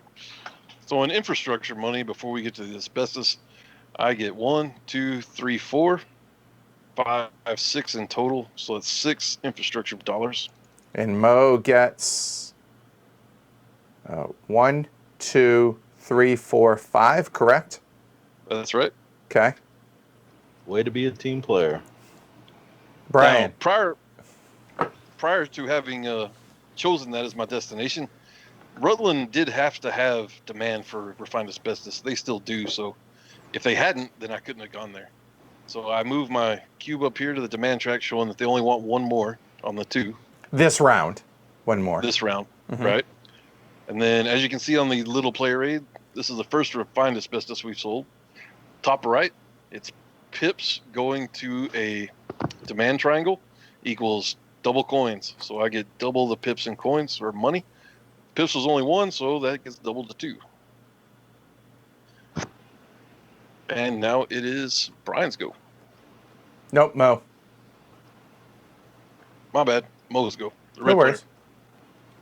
All right, so I'm going to move this asbestos. I got to think because I would like Lyndon to have to pay more for safety later and make it an issue for him since he's playing in the UGL. Mm-hmm. But that's too much money he's made this round, so I'm just gonna go to the emerging Oh, man. market like I did last time. So we'll go around this way, here. Have a choice. I'll go here, and then I have to go down and around. Yep. So I'm out here, This and is this gross. time I'm there. Yep. Okay, so for me, 3 on the emerging market plus transport, 3, 4, 5, 6, 7, 8 to me, and 2 to Lyndon. Brian, we need to have a talk about I this. guess we should have done a little teaming up too. I didn't realize this was a It's a team sport. team game. Oof. It's all right. It's okay. It's okay. All right. All So- right, I'm going to pass on my invest action, I guess. Okay. Okay, so back to the beginning of the action cycle. As we can see Hold in all on. the This countries, should be. Hold on. This should be flipped over as well, right there. Yeah, Oh. yeah. Okay. So basically, going left to right, looking for either dice or mines that are not flipped over. Correct. yeah, and mills with blue dice on them. Right. And there are none, so at the beginning of this action cycle, no players have anything to do but pass or invest, so we cut the phase out. We are now in the cleanup phase. So the first thing we do is assess the turn order. This player did not have any deaths. Brian, did you kill someone this round? I did. Oh, I apologize. Yeah, you know what? I moved it and I didn't move it far enough. Okay, so Mo killed the most at 2 employees. So Mo, you get your first pick in turn order. I'll go first. And then Mr. Lynn. Oh, I'm sorry. I'm trying to move things out of the way here. I got you. There you go. Cool. Lyndon, what you got? Now Brian and I are tied, so we go in current turn order. I will choose second. Brian, you get last pick. I'll go third. I elect to go fourth. Good And choice. since Edward did not kill anybody, he gets the leftovers. Boy, this is dark, isn't it? Right there, that one aspect, just that sentence right there. All right, next. Well, it kind of models the fact that if you had deaths, then you're committed to like a ruthless type behavior of short-term games at the cost of lives and stuff. So kind of that makes your company more dynamic in placing because you're willing to sacrifice anything to get ahead. Mm-hmm. The dude that's playing slow and steady, taking care of his people, they're much more rigid in their ideology. So, they're not as dynamic. I dig this. I dig it. Get it? See what I did there? Because mining dig. Okay. So we flipped all of our mines back to ready. We remove all the green dice from the demand rows to show that they have full demand now. And we set the dice to the third round. First phase, actions. Mo, you go first now. We're halfway done. Just so you know. Mm-hmm. Oh, and here, real quick, while Mo's thinking about what he's going to be doing here, game length wise, because obviously everything is, we add an hour for the teach, first off. Streaming, because we're actually talking through all of our turns and having to move the cameras and everything here, is going to add time. But how much would you say it is?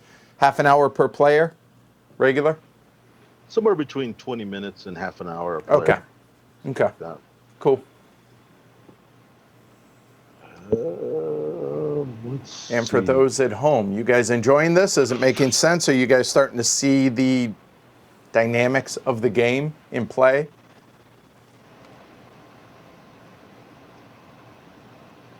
And show Mo's board here. There we go.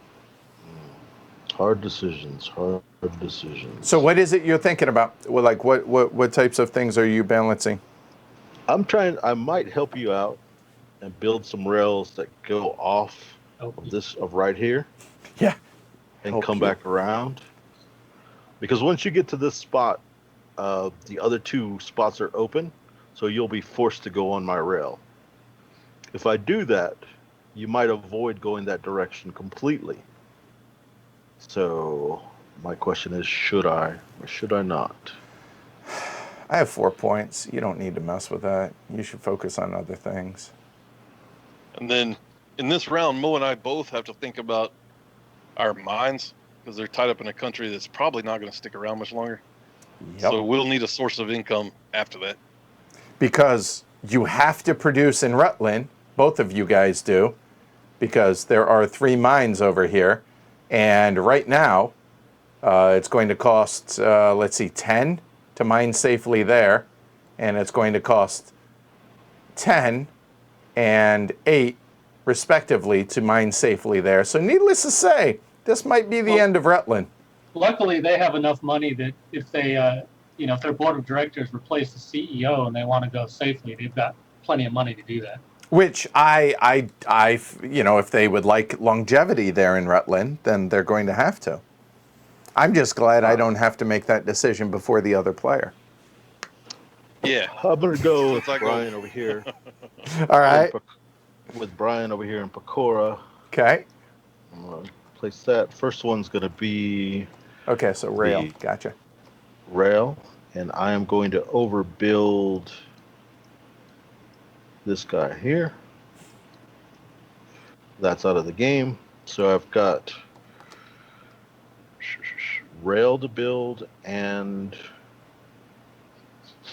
a mill. So And a subsidy, sir. yeah. So first we'll build the rail. So I'm going to put that rail there. Wait, that's the wrong color, man. Oh yeah, duh. I need to put my color. Feel free to not put your color, though. Okay. I'll let you bend the rules in that direction. We'll go with that there. And that one there. And we'll take the subsidies in that country, which is going to be 3 for 1, 2, 3. And everybody at home, remember, he could always choose to pay $3 out of his pocket to choose any of the available actions. 1, 2, 3. Pay 4 Rutlands to make that His own mill right there. And that I have to hire up a worker. That will come Yeah. up here, and that will Yep. offset one of them, which drops this down. All right. All right. That is my turn. Brian. Lyndon. Sorry, Lyndon. Sorry. If only it said it really large in white right at the bottom of the screen. Yeah. Let's see. So now I got to choose. I'm going to need another mine to keep this mill going. This mine's probably not long for the world. So the choice is where to build that mine. Salmo looks very nasty due to all this yellow business. But then again, so does Pecora. Now, I could build in UGL and capitalize on some of the infrastructure I already have. But if you've noticed my previous plays, you make more money on your infrastructure if you can send it through a country, through another country to its destination, and then all the way back again through all that infrastructure again to sell it. So I would like Salmo and Pecora, but I have to determine if it's worth it to deal with all this crazy business.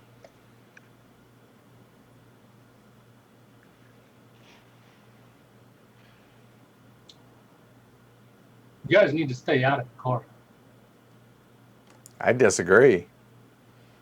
I think it looks ripe for the taking. And I think I will build in Pecora. What? Yeah, looks nice. Yeah, I don't like that Is that one. our first glory to Rome? On the board. So now, what actions do I want? I know I want at least some mine.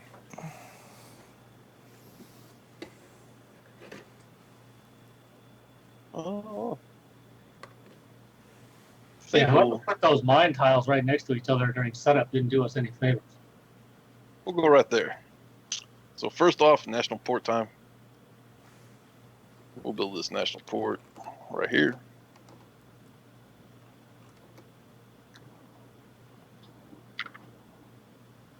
Okay.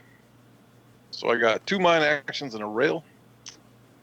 The first thing I'm going to do is I'm going to spend that $3 to turn one of those into a wild action. So $3 coming right up. 1, 2, 3. And of the 2 mining actions, I'm going to turn one of those into a subsidy action. Okay. So I will take a subsidy in Pecora resources, which are 3. So basically turned a buck into 3 resources, which is essentially, I'm sorry, $3 into 3 resources. Right. You do what you got to do, It's expensive though. to do it that way, but you know the actions on the board are getting pretty limited. Yep. Oh, this token is flipped already. Okay, so that leaves a mine and a rail action. I'll take my mine action. I will build my mine here in the bottom left corner. All right. So the blue is going to move up now 1 step there because there are 2 blue cubes. Hey, Tim. Hey, you did a great job, by the way, with the implementation here of getting this ready for the stream. Thank you. Yeah, thanks, Tim. Yeah, thanks, man. Yeah, for Appreciate sure, the work. man. I will hire 1 worker to start off with. That costs me 2 resources. Because That's it's not standard. your first mine, because, again, up here, a mine at the very top left corner and top of the triangle. Okay? Okay, so that was the mine action I turned into a subsidy, the mine action actually used. Finally, we have a rail action.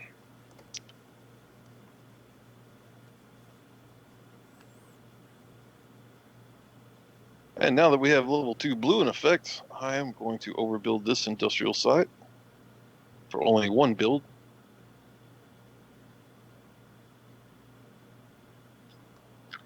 And we will make the other build right there. By the way, I saw Carmen in chat a little bit earlier, owner of Game Surplus. So, hey, Carmen, hope you're doing well. So, yeah, he came to support Great, everybody appreciate it. involved. Yeah, good to see you. Yep. Yeah, thanks, man. All right, so black, Brian. Yes. Black's losing badly. I don't know if relate I to can that. get out of this hole. Have a good one, Chad. Grill something for me, would you? I'll be over in a little bit. I was going to do some stuff in Pecora previous to these jokers Oh, you still can. joining in the fun over there, but I don't know anymore.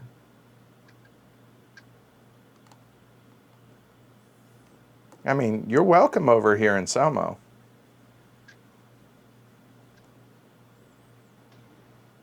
I think what I'm going to do is play over here in UGL.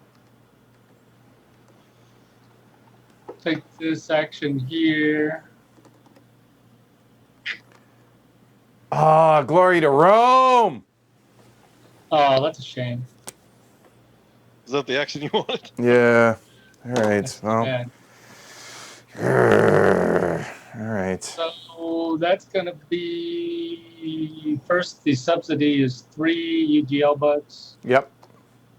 Oh wait, let me do the national action first. Sorry, getting ahead of myself. Rail. So, Okay. national rails. And remember, you can overbuild industrial for 1 right now.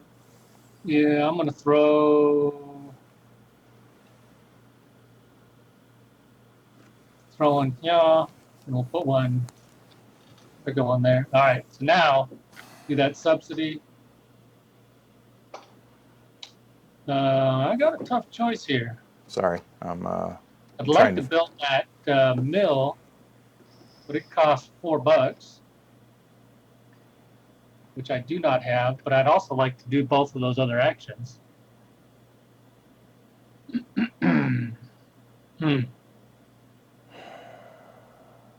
All right. At this point, I'm going to brutal. drop a rail. Drop a port here. Mm-hmm. And I have port authority over Lyndon at the moment.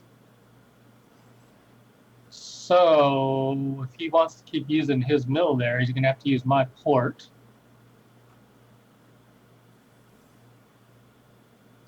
You need to settle down over there. That's what you need to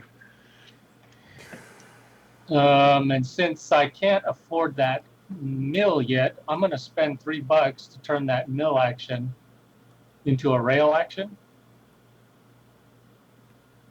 And throw a rail there and a rail there. Oh, that hurts. Okay, so it's my turn. Did I mention turn order matters in this game? I'll flip You my can. tile. Wow. Okay, well.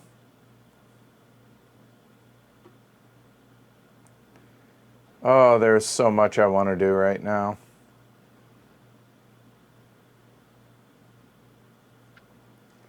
So, Brian, your port is currently at 1. Lyndon's at 0. And Mo is at 0.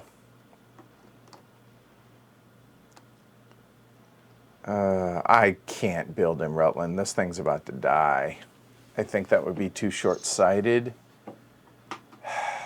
So, yeah, I only have $4, right? Yeah. Oh, man. Wow, the options you guys have left me suck. Hey, Edward.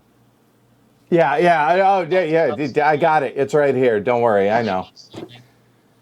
Oh, man. I really wanted to build that mill, and you're not even doing it, which is killing me.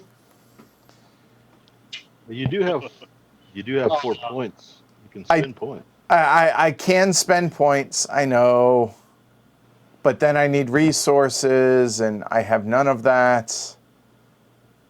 Oh,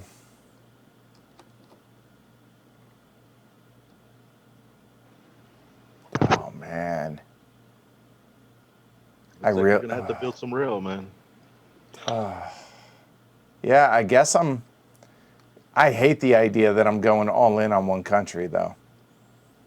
Because can I build rail in a mine anywhere? I guess I could if I spend money.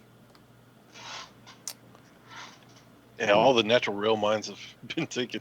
Yep. They got taken early. Yeah, they did. So I'm just what I wanted to do exactly what Lyndon said, right? Is basically use my rail to come over here to build a mill to then put it back and bring it back over here.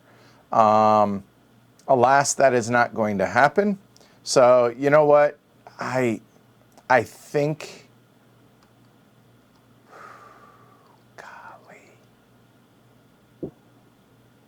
So his port or my port, and the ports over here suck. That's dead. So looking over here, his port or my port, Lyndon's can't, so it could be mine. And Yeah, you want to feed Lyndon that money, though. I think I have to stick over here. I think I have to. I hate it, but I think I have to. So now I'm going to go ahead and do that. So I'm going to build rail, and I will build, I don't want to build on industrial, so I'm going to grab 2 because I want to be able to get that up at least 1. Yeah. And if I did 3, you know what? On second thought,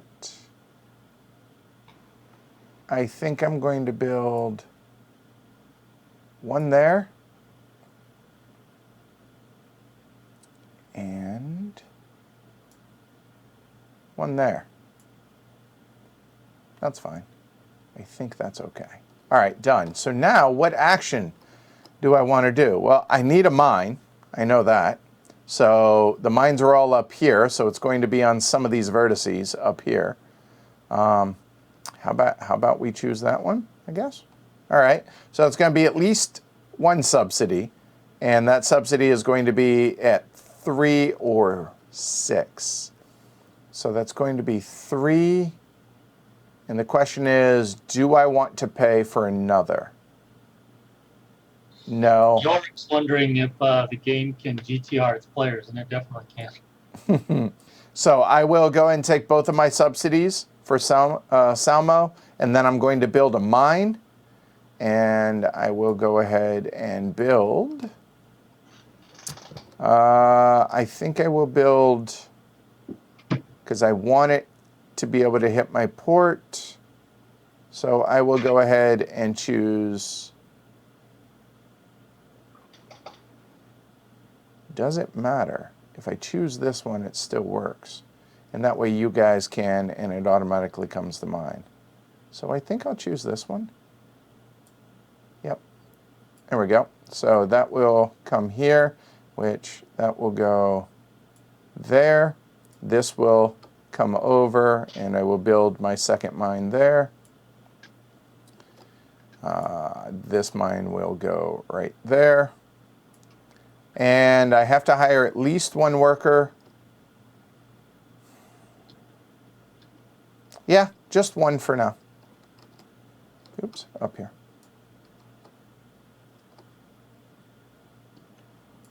And our safety record is impeccable. Done. I hate it, though. All right, done. All right, on to the next phase. Okay, converting money. Mo. All right, so we'll take. Well, they're at 7 in Oh, Rutland. God, I forgot that. I'm at 3. I'm an idiot. Oh, I'm so angry. Glory to Something we Rome need to to go back to? myself. That's good to hear, man. I like hearing that. Damn it. I forgot about this step, or else I would have subsidized and built another mine, because then I could convert. Ah, Damn it. All right. All right, so in Rutland, I'm going to spend $7, which will give me 21 resources. Holy cow. 21 plus the 2 that I have. Wow. So that's 23 total. So this track goes to 15. I'll flip over my token. If I can find the F button. 21, 22, 23. Wow. There we go. And we're going to spend, oh, that was $7. Then in, I have to spend $1 to get 3. I was at 1, so Yep, that puts me there at you go. 4. And I think that'll pay for all my safety. So yeah, I'm done. oh, okay. So, oh,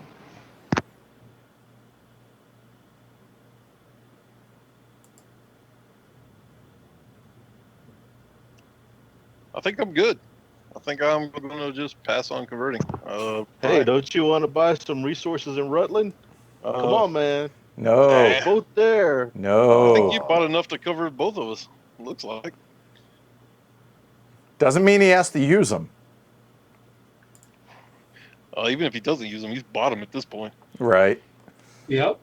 All right. Brian? Man, that was very nice of your teammate there, Mo. Wow. Yeah. I've got a slacker on my team. You guys might want to have a little discussion about that. I'm passing as well.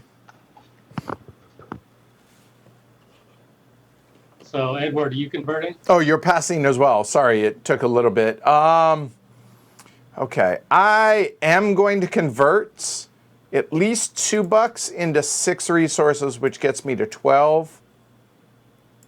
So currently that would be, do I want to do any more?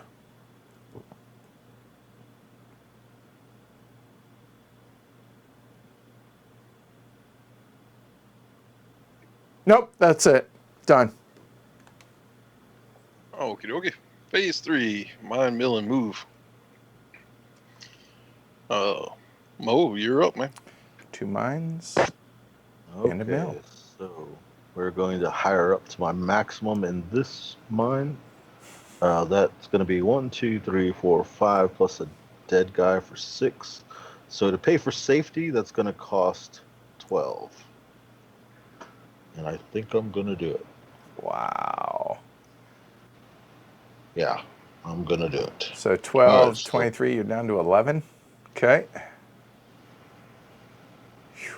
and that flips back over. Oh, sure. Now you care about their safety. Now you do. Well, at this point in the game, you pretty much has to keep that country alive if you can. Right. Be nice if you or I had a mine there that we could nuke the country. Well, had you done that and not gone over in the UGL, that would have been great. Yeah, well, Okay, so I would have made a 5, but because of the political climate, it's a 6 and done. Next. Lyndon. Oh, okay. So I'm going to hire up to my maximum. 3 plus 2 in bonuses, so 5 people. Yeah, I'm not paying for safety. I don't have any of those resources. So I will make a 5 So plus 1 from Lyndon the bonus kills for the another. political climate guy. flip that mine. Yeah. And killed another. So that moves down.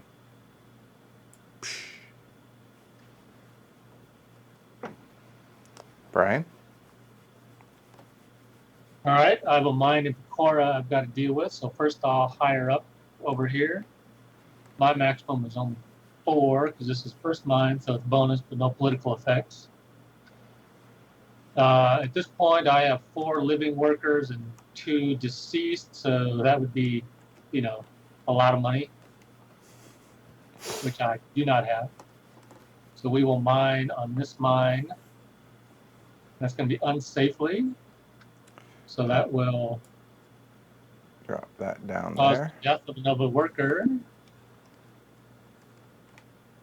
That would have been a 4, but my investment gives me a bonus, so this actually becomes a 5 of raw asbestos. And did you drop the death up here? Okay. So this All right. drops the demand track 1. I already got that. Yep. Thanks. Yep. And that's my first action. All right. So for me, I will.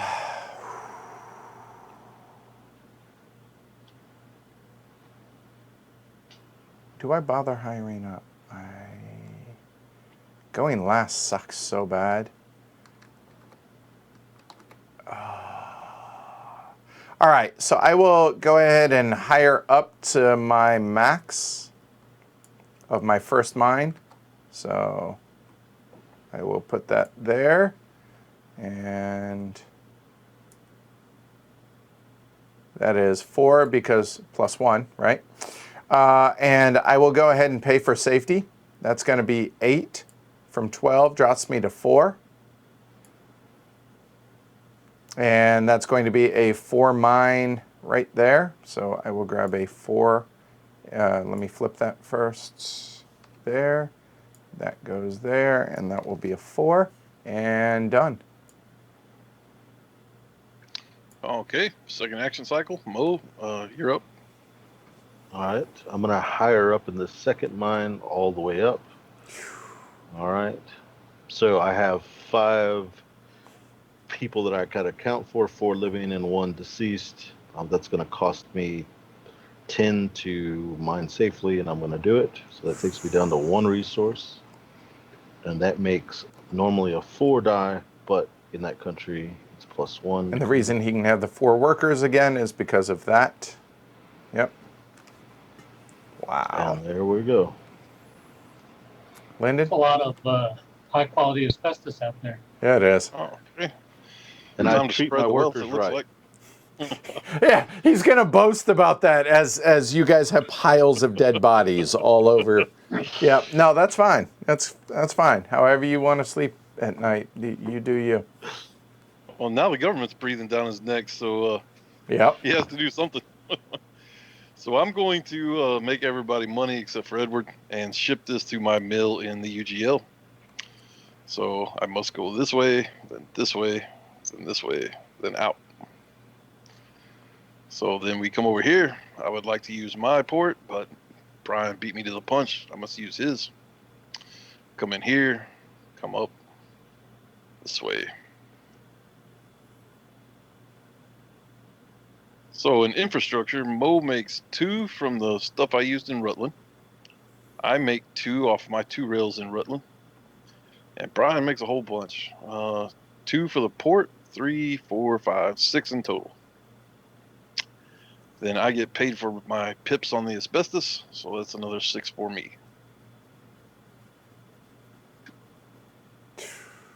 What's the goal of this game again? I forget. To make that little number on your calculator the biggest. Gotcha. Okay. Most money. Just checking. All right. Brian? So, Brian. All right. Well, again, I can't move to that mill over there because Lyndon sucked it up, and I didn't have the money to buy or to build my own mill. So we'll just head off to the emerging market here. There's multiple ports here, but I have port authority.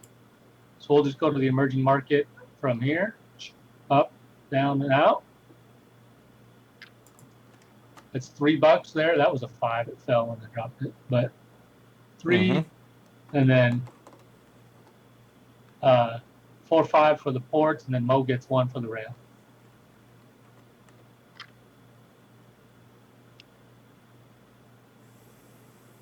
All right. So I am actually going to produce at this point.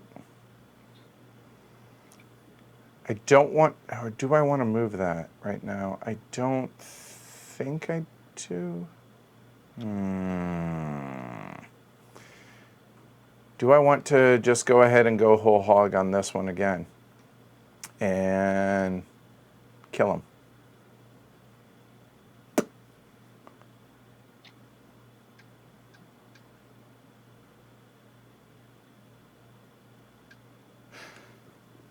Yeah, let's do it. All right, so we're going to hire up 2 more. So there's 1. Hold on, wait. That's a difference between a 2 and a 3, right? Is the same price. You know what? I'm not going to kill him. That's it. Done. So I'm going to hire up to that. So I'm going to pay for safety, like what feels like an idiot at this point. And I will go ahead and get a 2 value die. There, flip that, and that becomes a 2. Done. All right, Mo. Back to red. Okay, so we're time to ship it. We're going to ship this 6 out this port. No choice. We have to go up, then there, and then there. Here I have a choice, but it's not going to matter because I'll end up going over all of Lyndon's rails, even if I try to avoid them. So I go back down and around. So I'm out there. My destination is in Pecora. Who has port authority in Pecora? Brian does. Brian. So I have to enter here to Brian. And then my destination is my mill. And so I'm going like that to my mill. Okay. All right. So I get $6 for the pips.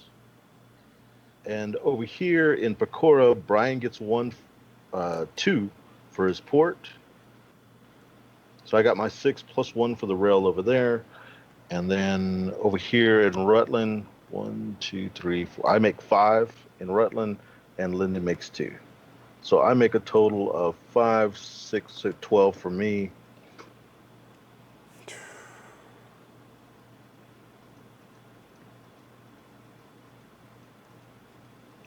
And that's my go.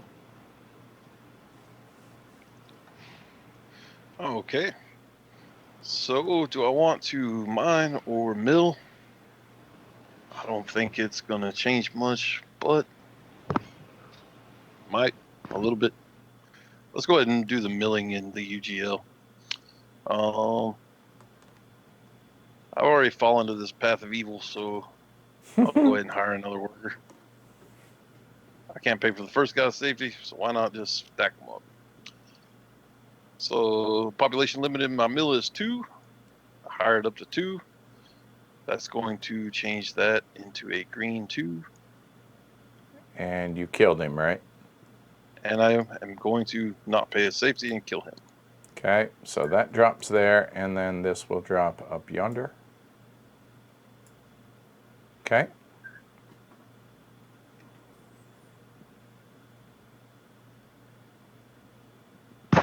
I could invest or pass here. I think at this point I'll pass and see what happens. All right, so for me, I'm going to go ahead and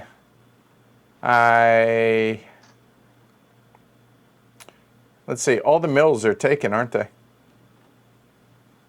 I'm just saying, hey, Lyndon, if you would have considered. Oh, well. Yep, so I'm going to go ahead and deliver this too. And it really doesn't. I have to go this way, have to go this way. Choose, have to go this way. And then all the way back up to there, which is going to be 2 for that, 3, 4 for the port, 5, 6, 7, 8, 9. Done. And that will go, oops, careful. Hold on, sorry about that. So 9, and the die goes away, and I'll take my 9 to 11. Done. All right. So we're back to me, right? Mm-hmm. Okay, so we will refine a mill to asbestos we have in Pecora. We're going to hire up. So I have 2 workers, so that's 4 safety. I have no deceased. That's going to put me at 1 there, and I'm going to make a green 2 value die there. And I thought I'm he had done. 4 folks there. What was that, Brian? What? I thought he only had 4, so he'd be at 0. Were you at 5? Yes. Oh, okay. My bad. Sorry. All right. Is that back to me? Yep. Oh, no, that's back to Lyndon. Oh, habit. You're Oh. right. Sorry. Okie dokie. So I'm going to move my refined asbestos. Where do I want to sell it? I'm just saying, Salmo happily accepts. I think I'll just sell it right there in the UGL. So Brian, you make $1. I will make pips times 2 for $4.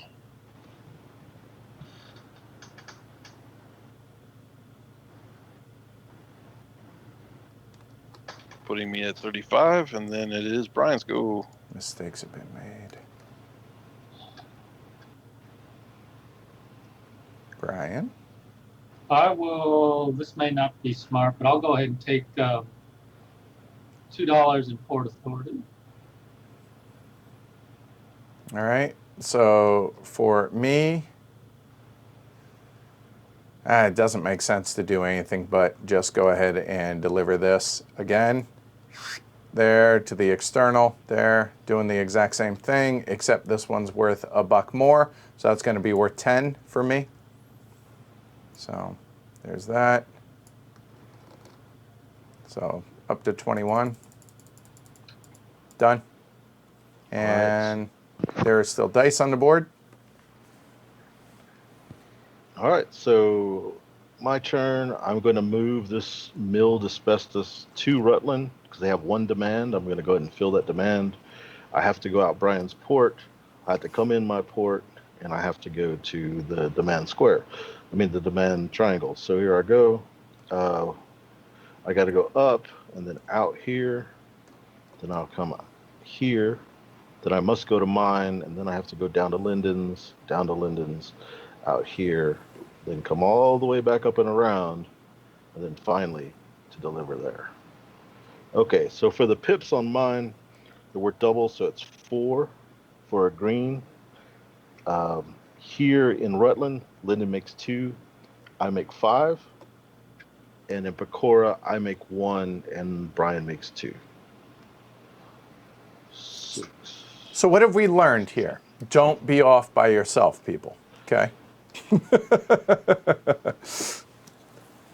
And does safety pay? If your safety pays, if I could have played this whole game safely, been similar situation, had I in the second round made that different decision of not to build a mill and to build more rails around Mo. Mm-hmm. I could have maintained my safety throughout. and I would end up at a similar score. It would have just been another turn later, because my mill would come another turn later. Right. Sure. That makes sense. If you're playing by yourself, you see that you have $4 invested on your yellows Yep. and $2 invested in rails. You didn't know he was going to be by yourself, but if you got a feeling, all of that is currently not being put to use. Exactly. That's six. So I should be at 27 theoretically, but again, you can't know that, you know? Right. And if you'd invested in this bottom track instead and the third track instead, you'd also be a lot higher as well. Exactly. Yep. So I totally agree with all of that. Now, all those rails you built by yourself in the first round, that was a point in the, hey, I might have this country on my own, because it makes other players not want to play there. It de-incentivizes. Sure. Yeah. It's okay. It's okay. It's okay. Game's not over yet. All right. So, Lyndon, is it you? Yeah, that was Mo. Okay. Okay, then I'm going to use my other mine in Pecora. Flip that over. And I can't pay for that guy's safety either. We're on a budget. So we will hire up to the maximum 3 people and stack them in there. There you go. And I got all your dead accounted for. Oh, okay. Let me kill a meeple, because I will have to kill a guy. And that will be a 3, since I had 3 living workers at the time. Had. Past tense. No longer. Yep. And there we go. So now it's back to Brian. I will pass. Edward. Yeah, I don't think the ROI makes sense at this point, so I'll pass. Oh, All right, I still have a die on the board. What were you saying, Lyndon? I wasn't saying nothing. I Nope. was just saying most turn. All right, so I'm going to go back over here to Pecora to my own mill. It's going to be the same path I've been taking, which forces me to take Lyndon's back over here. 5 and 2 again. Yeah. So yeah, in Rutland, Lyndon gets 2, I get 5, and Pecora, Brian gets 2, and I get 6.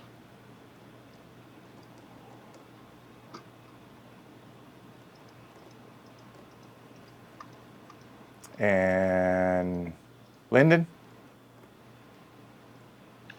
Oh, okay. I'm going to move my die to my mill.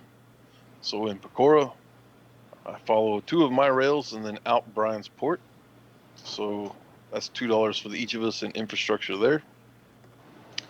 Over here, I will come in on Brian's port and follow all of his rails across the top into my mill. So that's another 2, 3, 4, 5. Another $6 for Brian. And $3 for me for the pips on the die. So I make a total of 5. So I make a total of 8. And Brian? I will continue to pass. And back to me. Nope, pass. Alrighty then, next round of mine milling and moving. Yeah, I screwed up. I need more resources for Pecora. Alright. So I have to mill here. I don't have the resources to do it safely. We are going to kill a worker. And this has to do with my negligence of planning. What's the, Edward, is that where we do this? Is that where we what? Oh, yes. Yeah.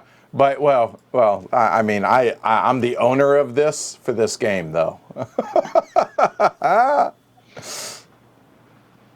All right. So I am done there. Next. Okay. So I'm going to do something similar, but in the UGL. I'm going to hire another person who is not long for this world. I got your deaths there, and Lyndon.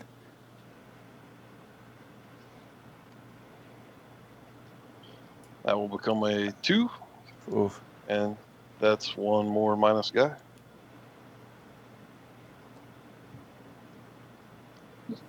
Okay. And Brian.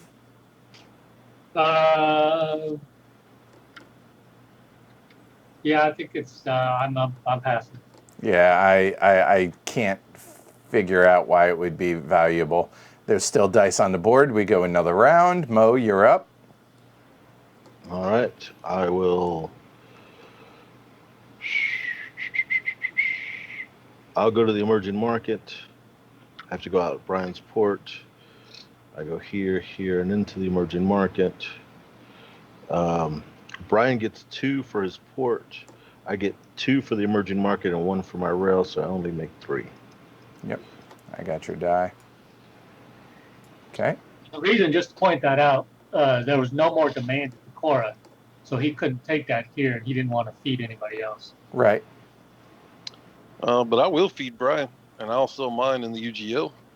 So that's 1 to Brian for that little rail there, and 4 for me, double pips.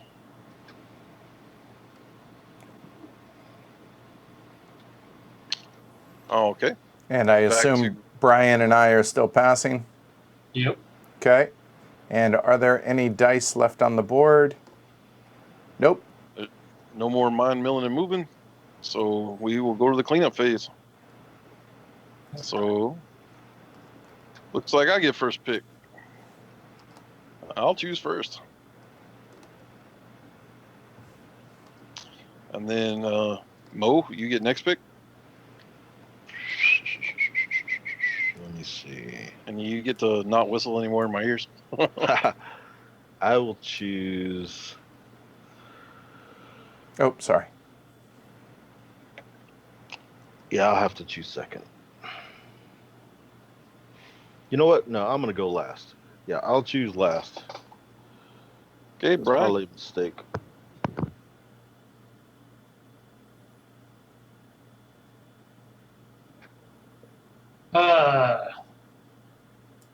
Lyndon was really the only person I cared about going in front of, so I'll take third. I choose to go second. Cool. Final round. Let's All right. see how this ends up. Round 4. Fight. Actions. All right, Lyndon. All right. I got to figure out a way to pull ahead of Mo. So current scores, 31 for Brian, 48 for Lyndon, and Mo at 55. Okay. And what And was 21 for Edward. We don't need to talk about that. Oh, I couldn't hear you. Let's see. So I'll go to the UGL. Dang. And Oops. where do I want to go on these actions? I think I'll go right here. There we go. Sorry. Up there, so a minor and a couple of... okay.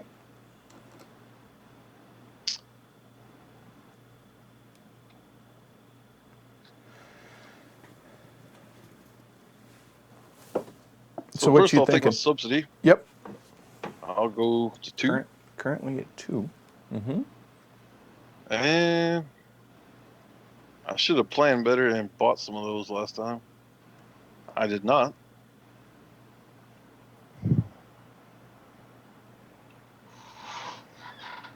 So I will take my mine action.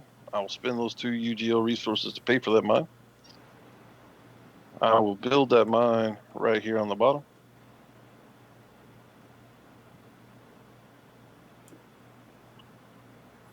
That'll offset one of each of the cubes there, so that'll drop the blue down 1, or down on the 1.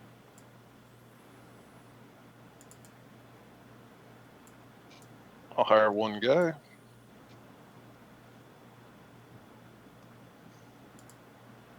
And That last subsidy action, I think I'll just take that in on money. Okay. All right, I'm done. All right, so I'm up, and so let's see. If I go that way, I can't really do it there. And if we were to build a mill over here, Seth thinks this feels too much like real work to him. Appreciate the sentiment. I totally understand.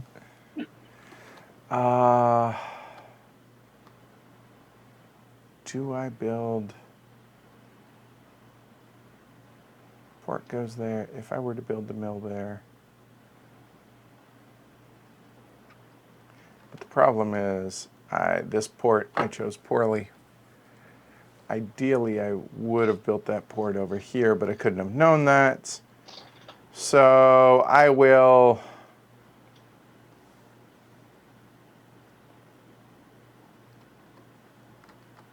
I have 2 left. Screw it. I will go ahead and stick in Selma.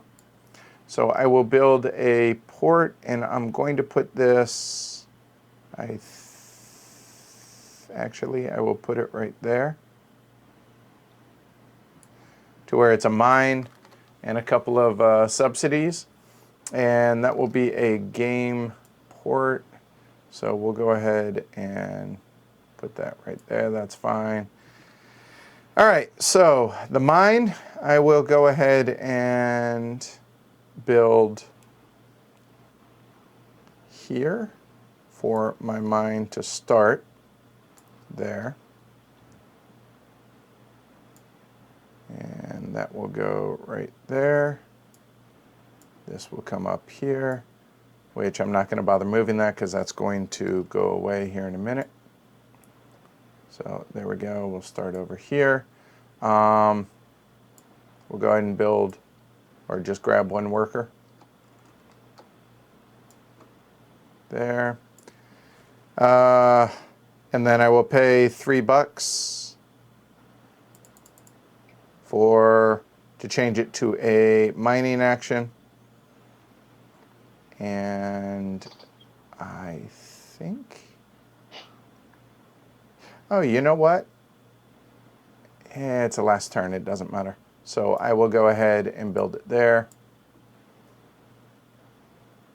There. You're gonna need some resources to pay for that if you haven't already. Oh, well, hold on. I will have gotten a subsidy. So that will be 2. And that, oh, I can't, can I?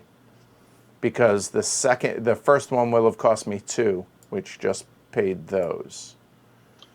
Yeah, I can't open that mine for the last one. That's right. And that goes back to my poor planning on the last one. I wanted to open 2 in UGL. Yep, so that one I didn't comes. find it. Yep, you are correct.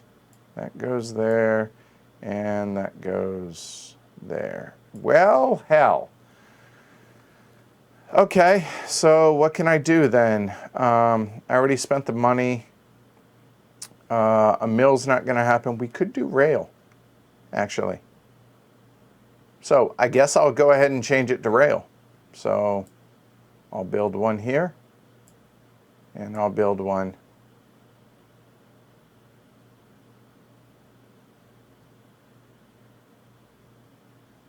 there. Because now that will actually move up here. So these go away. Wow, this is not at all how I expected this to go, this game. But done. There you go. Black. Brian. All right. Well, I've got a tough choice here because I'd like to keep that mine alive in Pecora at least long enough to get it exported out if I make a mill somewhere else. But Lyndon could choose to just build there first and blow that up after I get it before I have a chance to export it. Meaning right there. Yeah, because I could get this out if I have another turn, just thinking this through out loud for the stream. But if Lyndon mines here first unsafely, then that asbestos on there would be lost. Because the board automatically just immediately goes away, right? Yep. So I don't think it's really worth making the investment in the mill at this point, which means I shouldn't have even taken that subsidy in UGL last turn. I should have just taken that as a bug.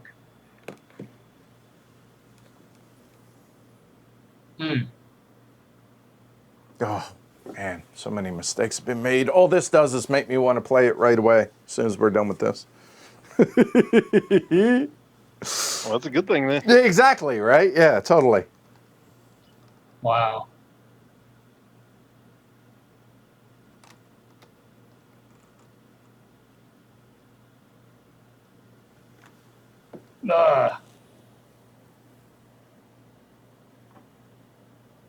And Edward, you're at 2 on Port Authority, right? So I can't really do anything over there. Or you can.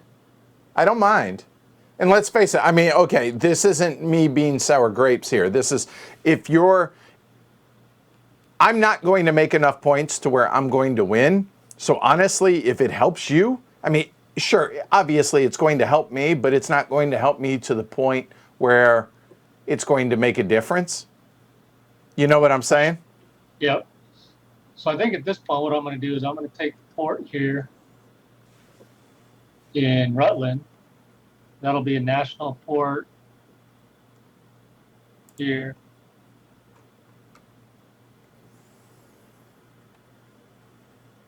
And I'm going to go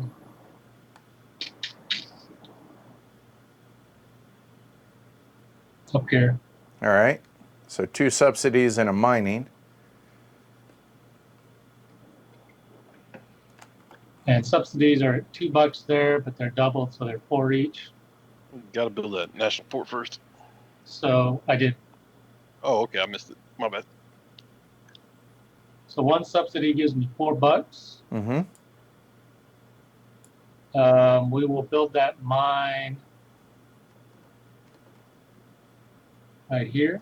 And that'll cost you 2 of it. I'll go ahead and get them. I'm just trying to expedite a little bit. That'll move the political track down 1. Mostly I'm doing that because I'm tired of them getting this extra dot on that asbestos over there. Yeah, that's been, I think you and I let that go on way too long. Clearly, I mean, right? But.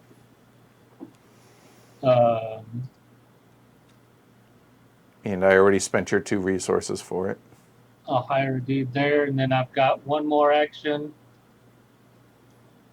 And I'm looking at, I'm going to pay $3. Change that other one to a port action. And I'm going to put my port down. And we'll put that. Have a good one, Seth. Enjoy the grilling. All right.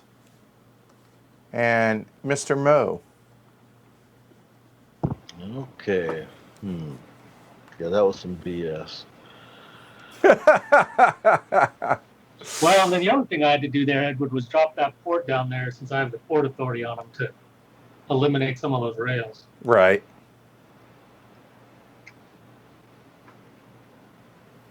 I think it's probably too late at this point in the game, but Yeah, I like I said, I think in round 2, maybe at 3, you and I should have done something about that. But that's all right. Hey, that's what we're doing, is showing the game off, and it also shows the meaning of why your decisions matter, right?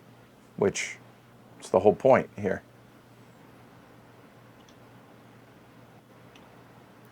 So what you thinking, Mo? It's tough. Not much left in Rutland to do. I think I'm going to have to go to the UGL. I do not see that I can squeeze out any more points. Yeah, okay, so we're going to go to the UGL, hang out with these guys. We're going to take the National Rail and we're going to place it right there. So the National Rail, it doesn't really matter where it goes. No one's going to use it. Yep. National Port, no one's going to use it because they have to go on on Bryan's. Yeah. If somebody comes in here and they go up to this spot right here, if I place 2 rails, which I got a rail action, I might make some money because they'll be forced to go this To way. go left, yep, and then go there. Yeah, that makes sense. Yep. And then the subsidies action, I'm just going to take that in money. I hear points are good. It's Yeah. rumor. I hadn't heard anything about that, but okay. All right, so that's the end of phase 1. Phase 2, converting. Starting with Lyndon. Okay, so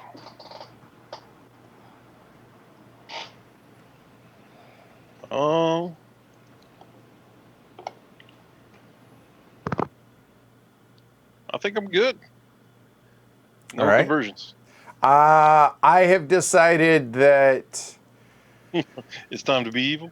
I mean, it's points, right? Ultimately, that's all that matters at this point is, and there's no reason to not, other than a moral feeling at the end of the game, and to hell with that. So, no, I'm not converting.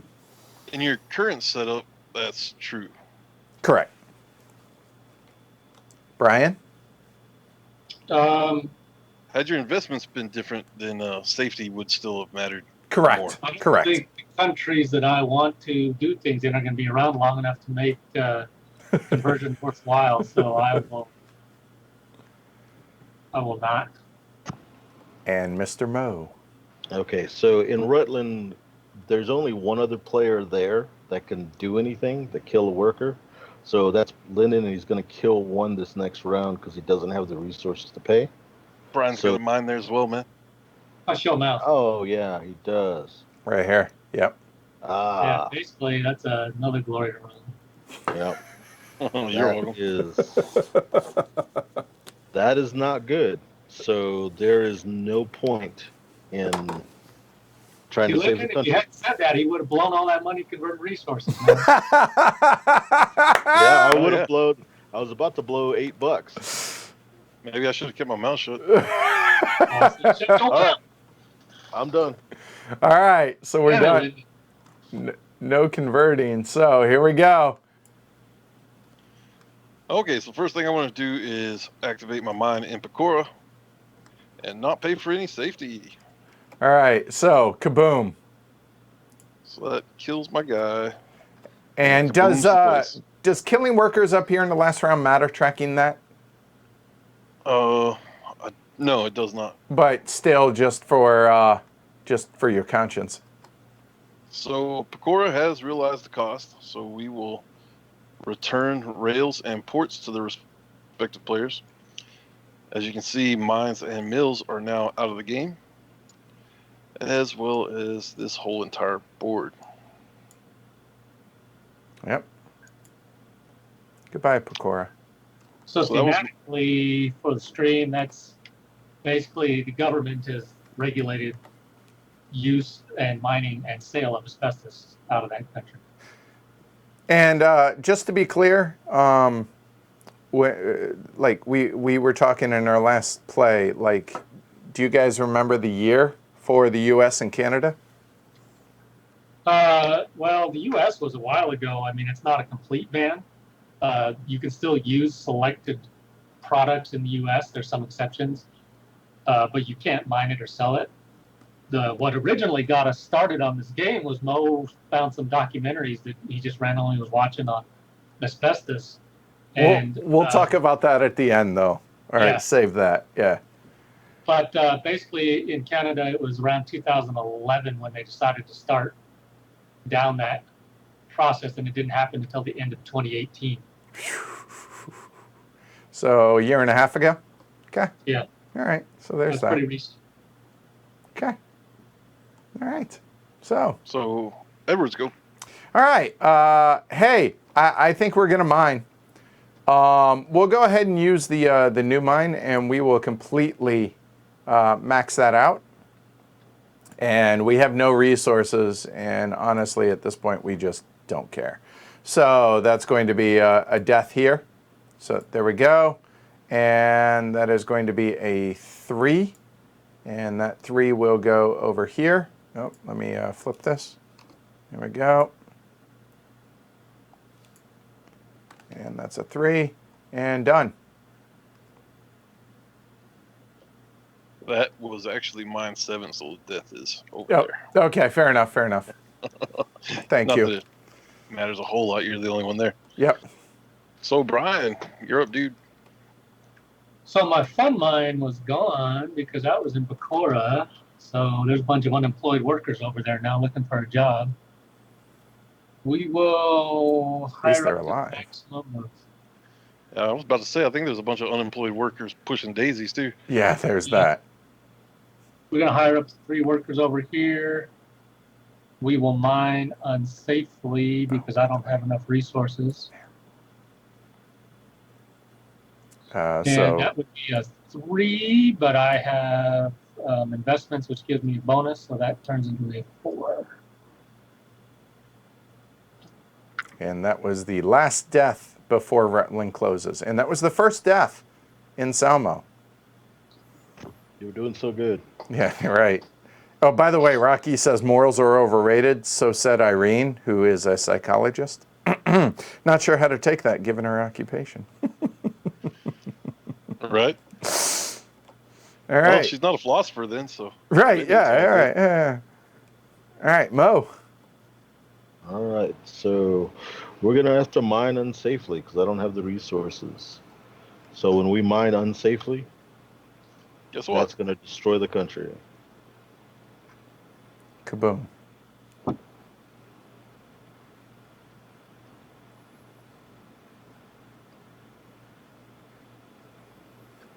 I really liked Rutland too. You maximize profits, good sir. I feel like that is a Union Carbide and Bhopal type level of maximizing. Anyway, all right. So, fortunately for me and Edward, we still have mines and stuff to do. So, over in the UGL, I will use my mine. And I will hire up to the maximum of 3. There we go. All right.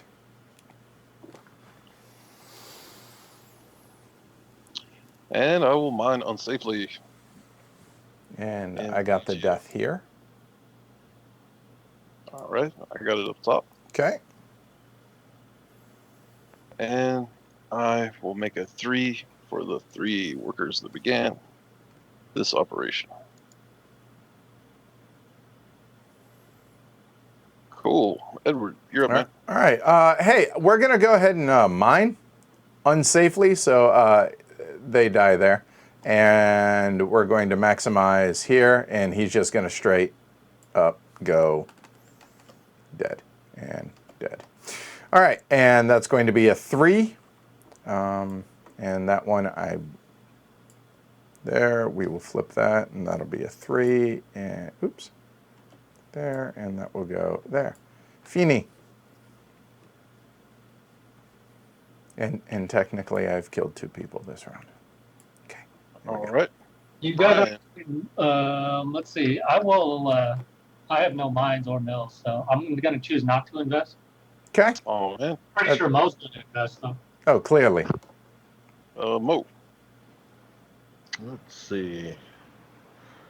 I'm wondering how much I can invest and still beat Brian. Oh, sorry. Did I say that out loud? That's a GTR right there. And we're at 5.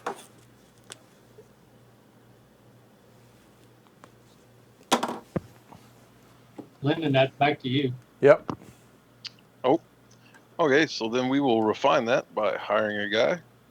That puts us at 2, the maximum, and unsafely. So I he got the is death not- up here.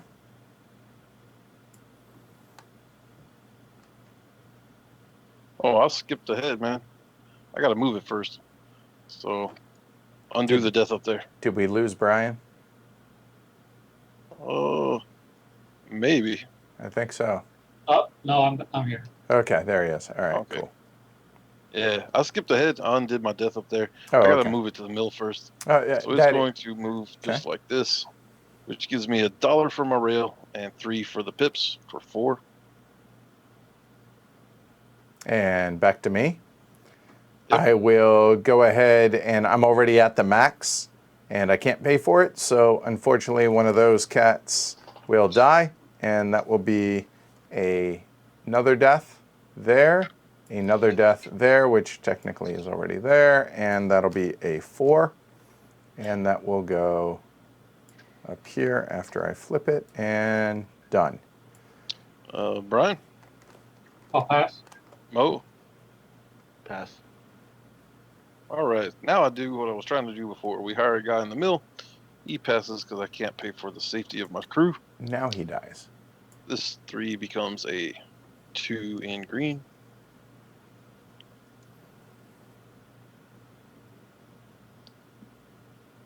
And back to Edward. All right, so I will go ahead and deliver one of the 3s here. And so here we go. So 1, 2, 3, 4, 5, 6, 7, 8. 8 and another 2 is going to be a 10. So $10, done. Nice. You may beat Brian. Oh, he's gonna. Oh, okay. I'm Hey, going Ryan. to sell my refined asbestos locally at the UGL with their one little demand that's left. Yep. That makes $1 for Brian for that rail I just used, and $4 for me. And we may end up at a tie at this. Back to me. Okay. It's technically your turn, Lyndon. So, I mean, not your turn, Lyndon. It's your turn, Edward. Yeah. Hey, Lyndon, you should have sold it at Salmo. Oh, yeah. That would have put you $1 more ahead. Actually, $2 more ahead. $3 ahead. Yeah. See, I wasn't going to point it out though. I don't want to do that. So. Oh no, I can't, you got to sell I it. can't use my rails. Oh yeah, I forgot. You've got to go to Brian's. All right. Yep. So I'm going to deliver this for 1, 2, 3, 4, 5, 6, 7, 8, 8, and another 2. That's another $10. Well, that wouldn't have changed what I made. It just changed what y'all made. Okay. Well, it'll stop the tie. And Lyndon? Oh, yeah. In your favor, Mo. It appears I am out of anything to do. I'm not going to invest. I'm going to pass until the end of the game. I think it Brian and Mo does too. Yep. Yeah. So just now, okay, I'm going to deliver this just like how I have been, okay? But to be clear, if I chose to put it over to the mill here, it would have come in through this port, which would have been $2 for Brian, 3, 4. No, you gotta go to the left. Oh, it does. You're right. And then 1, 2, and then 3, 4, 5, and then 1, 2. Sorry, no. Back up. It would stop right there. Sorry. So then at that point, then you would probably refine it right there, so it doesn't make sense. So it doesn't get me any extra money. So, all right. It gets you the 4 that you get for delivering it. It would definitely get you extra money because I want to win the game. So you would send it along all your rails and out, or along their rails and in. I would refine it. Then I would send it back out all of that and sell it in Salmo. So I think it still maintains the tie because that involves using these 2 Mo rails in UGL twice, giving him 4, and then I would make 4 off the die. So Gotcha. our score And I obviously don't want a king make, so I wouldn't, but I'm just the proverbial. Now, when you refine that, to be clear, this meeple would move on top of that die, technically, right? Yep. It wouldn't just remove the die off. Yeah, I got you. Okay, but my point is, I wanted to show folks that this die doesn't take up that body spot, basically, is what I'm saying. Right. So it still keeps the country open. Edward, don't forget that you would make the $4 for delivering that to his mill for the 4 pips on your die. As opposed to the $3 that I would make for out here. Right. So it'd be an extra $1. Then I would make another 2 here and one here for a total of $4 extra. I hear you, but I'm not gonna. So here we go. So we're gonna move this. That's gonna go 1, 2, 3, 4, 5, 6, 7, 8, and 3 more for 11. 11 puts me at 49. And that is the end of the game right there. So Yep. Lyndon and Mo tie. And what's the tiebreaker, fellas? None. There's no tiebreaker. We hold hands and sing songs. Okay, all right. Then yours truly at 49. And Brian, thank you for playing. Oh, are we trying to win this? So there we go. All right. So let's talk about the theme in this first off, right? So I'll be 100% honest. I'm going to sound really ignorant about this, but until you guys introduced this game at HeavyCon 3 and brought it out and everything, I thought Asbestos was a man-made product. I didn't know it was a real, natural occurring thing. I had no idea. And so the idea of sacrificing human life for profit, this isn't new. This has been going on for millennia. But Mo, talk about the origination of the theme, or how the cost came to be to begin with. Well, it started from, just first a fascination with asbestos and hearing early on how schools were closed down temporarily so they could take out asbestos from the paint and whatnot. And then, I don't know, just the idea that you have this material that's fire retardant, and that's a good and pretty cheap material that was extremely valuable because of that. And everybody used it. It was supposed to be a really good thing to use, and then you find out that it kills people. So I don't know, watching a couple of documentaries and then trying to figure out how to model Canada, because Canada's stance on asbestos was really unique. The fact that they can mine it, they won't use it within their country at the time. They would ship it to India and other emerging markets so that they have this awesome chemical. But since it wasn't regulated so much in emerging markets, they had a place to sell it. So the workers in Canada who worked in milling and mining, they're able to make money by doing their normal career, and they would do it safely. But Canada themselves did not want the material. It was not legal. Well, it was regulated not to use in Canada. Brian did most of the research after the fact, after I brought him the idea and told him, hey, this would be really cool to model Canada in a game about asbestos. The way that they deal with it is just really fascinating. And shady as hell. Yeah. I mean, sitting here in 2020, it's pretty sobering to think that up until December 30th of 2018, so literally the end of 2018, is when they finally got rid of it all in Canada via regulation. So until that, that's very recent. That's less than 2 years ago.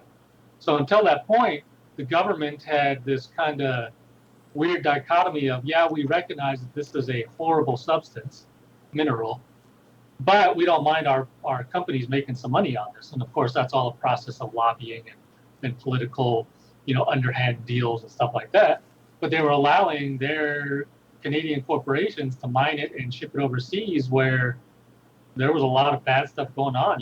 If you watch some of the documentaries, some of the mills in India, the face coverings that the workers were using were a bandana.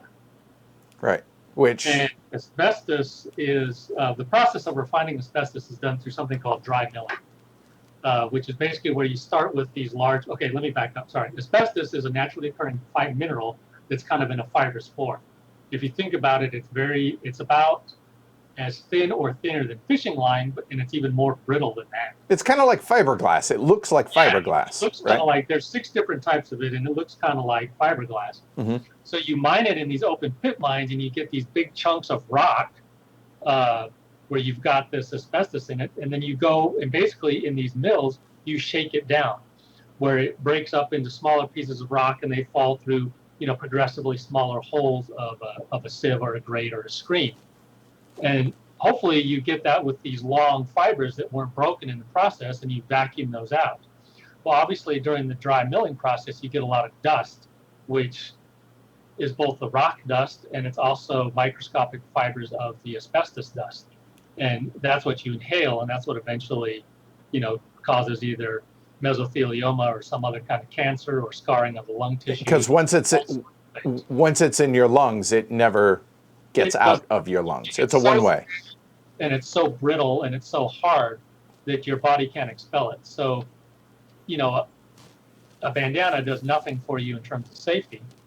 And then it takes about anywhere from 10 to 40 years to see the effects of it, depending on how much exposure you had and, of course, how your body deals with it. But it's really kind of as Mo said, it's fire retardant, but it also does not conduct electricity. And it's very easy to mold. So you had things like fireproof gloves that were made out of it, or curtains.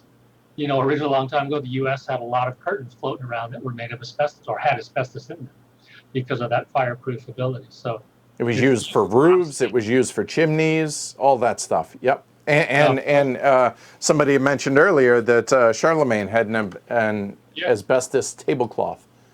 Franklin. I'm totally blanking right now. Benjamin Franklin. Thank you. Took a purse made of asbestos over on a trip to Europe with him to show it off, and it's sitting in a museum in England right now. It's a little fireproof asbestos purse. Yeah, there's still, in the United States, you can still have brake pads and brake pad linings that have asbestos in them, things like that. So. Yeah, this stuff is fascinating to me. Like I said, I had no idea about the background of this, and so now let's take on the theme of it in a sense that, so the cost for what was it? And I had mentioned this earlier. I'd asked you guys a couple weeks ago when we had first organized this, that had you guys considered having the amount of deaths negatively impact your score at the end of the game? And Lyndon, you want to chime in on your response to that? Well, much like in the real world, the game is not going to directly tell you how to play it. There's a cost involved of keeping your people safe, and then there's also a cost, as we saw, of not keeping your people safe. And so the game doesn't make the moral decisions for the players. I mean, the players have to make moral decisions for themselves. And so they'll present a series of options, and you'll know what the consequences are, and it's up to you to choose how you want to play the game one way or the other, or how you fail to plan for your people like I did. Just like in the real world, I didn't think of that, or we don't have the budget for that. And so you'll reap the rewards of what you sowed. And I think that's awesome. And let me rephrase that. I think that's awesome to put that kind of moral decision to players that you guys have come up with on this. So how did the design, and again, I don't want to go super long on this, but how did the design come about with the three of you? Because I remember Conflict of Plants, the very first game that you guys had designed together. So how did the cost come about as far as the three of you working together on this? Well, you want to take that, or you want me to jump in? Well, I'll take a little bit of it. Well, one thing, I wanted to explore the plight of the worker. So I knew early on, I came up with some ideas of things that I liked in other games, like logistics, real broad ideas, and the idea of course, trying to model Canada. So I early on, I came to Lyndon with some ideas, and I put those down, and we spoke about them in those long conversations. And I also spoke with Brian about it, and these conversations made something. So next time we got together, I brought a prototype, and that prototype is nothing like what it is now. But over these conversations of how to deal with morality, how to deal with the plight of the worker, how to deal with litigation abstractly, how to make decision points at almost every section maximize the amount of decision points are in the game, and do it in an economic kind of setting. And that's kind of where it started, sort of. Okay. Brian? No, I don't really have anything to add to that. Yeah, it was just a lot of, from Mo's initial concept of both playing the mechanisms and the game itself and thinking, this is horrible or this works, this is kind of nice. But more than the mechanisms, there was just a lot of discussion about how we treat this subject. How can we do this and not be flippant, but still try to be as quote unquote real world or accurate as you can be without getting too bogged down in the simulation of it.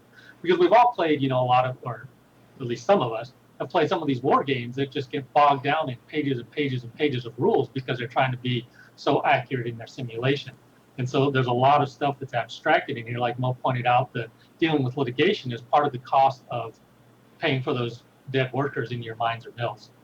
That's kind of abstract. Like the workers' families are suing the company, or there's some kind of settlement or something like that. So we're dealing with it very abstract. And that's why you have to still pay state resource or a country resources for the dead workers, and that's how that's tackled, right? Yeah. Yeah, and another way to look at it is, once you acknowledge that you must mine safely, it's a decision. It's a decision that you need to take all the way back to the start of your company. Okay, so we screwed up, and we allowed workers to die, and we are now deciding to be safe. Well, you have to take into account the workers who had passed away because of your decisions. Which is exactly what you ended up having to do when you were investing super heavy in resources there towards the end, right? Right. And if you take another game that, let's say, penalizes you on the front end, then it's just a simple calculation. You're like, well, I can take 3 pirates. I have the least amount of pirates, or I didn't feed my workers. I didn't feed my farmers, so I'm going to take a 3-point penalty. So then you just figure that into your score. And this way, it's a little bit more dealing with the true morality. It's not on the front end.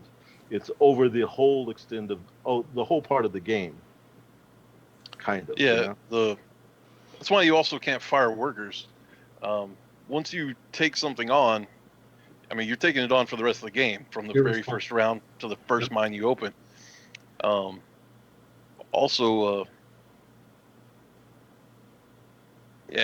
I had a thought, but it's lost. I'll chip in with it once it comes back to me. All right. So yeah. And how did it come about with Uli over at Spielworks? Actually, we showed it to him at a heavy con. He was there, and I presented him the game, and I think based on theme, he was really interested. And then I guess mechanically it drove it home to where it was something he wanted to get with us to make happen. Cool. All right. So needless to say, I assume you guys are pretty excited about this. I think you did a great job. I'm excited about it. We're super excited. We're kind of sad that in this current climate, we can't go around to a lot of conventions this year and play. Oh yeah. Show them. But we are definitely excited, and we can't wait. We don't have a physical copy yet. Obviously, they're still in the print shop, so we just can't wait to get a physical copy and see what it's like. Yeah, that's got to feel pretty good. So I'm excited for you guys. We've known each other for a number of years, and I'm genuinely excited for you guys. So for those that don't know, so these are the guys also behind the board game group over on Facebook. So there's that. You guys got anything else? Yep, there you go, TBG, right? You guys got anything else? And as Jess points out, pretty productive HeavyCon, definitely. That was I think the last one in Denver before it moved to the East Coast. Yep, you are correct. I think there was also a little bit of scotch involved in that sales pitch with Uli. And old Jason Dinger might have had a hand in it as well. He played one of our other games and liked it so well, he told his publisher. Again, he's the dude behind Captains of the Gulf. Yep. So. But we sure appreciate you showing this off, Edward. It's yeah, thanks, man. No, I'm happy to do so. Like I said, I've known you guys for a number of years, and I'm genuinely happy for you guys, and I wanted to take the chance to show this off. I mean, in a perfect world, could have had you guys come up here, and we could have played it in person, but then 2020 happened, so there's that. And as I don't know who Gooserino is, just pointed out, good time to be selling a game with a mask on the cover. Yeah, there is that. I mean, yeah, it's. I mean, it's pretty on theme, I guess. You know, as far as the mask part goes. So, all right, how do folks get a hold of you guys, and how do folks pre-order and yada yada yada, and then we'll get out of here. Pre-orders are up on the BGG store. You can put in your pre-order there. About the only way you can get a hold of me is in TBG, the Facebook group. Lyndon Martin on Facebook. You're also on BGG. If you're international, you can also do pre-orders on Uli's site, of course. On Spielworks. Yep. Oh, yeah, and Lyndon M at BGG. And Canada would be Board Game Bliss. Okay. All right. And remember, now, correct me if I'm wrong, but because this is Spielworks, that means it's limited to 1,000 copies, correct? That is correct. That's right. As of right now. Now, because if you guys have listened to my interview with Uli when he and I have talked numerous times, it is his business model that his goal is to produce the game and then it get picked up by another publisher. So that's entirely possible that that happens, but it's not guaranteed. Well, actually, I have something on that. Maybe I misspoke. Please go ahead. No, that is correct. There is a Chinese company there's going to be a Chinese version of the cost, but it will go on to a Chinese version of Kickstarter.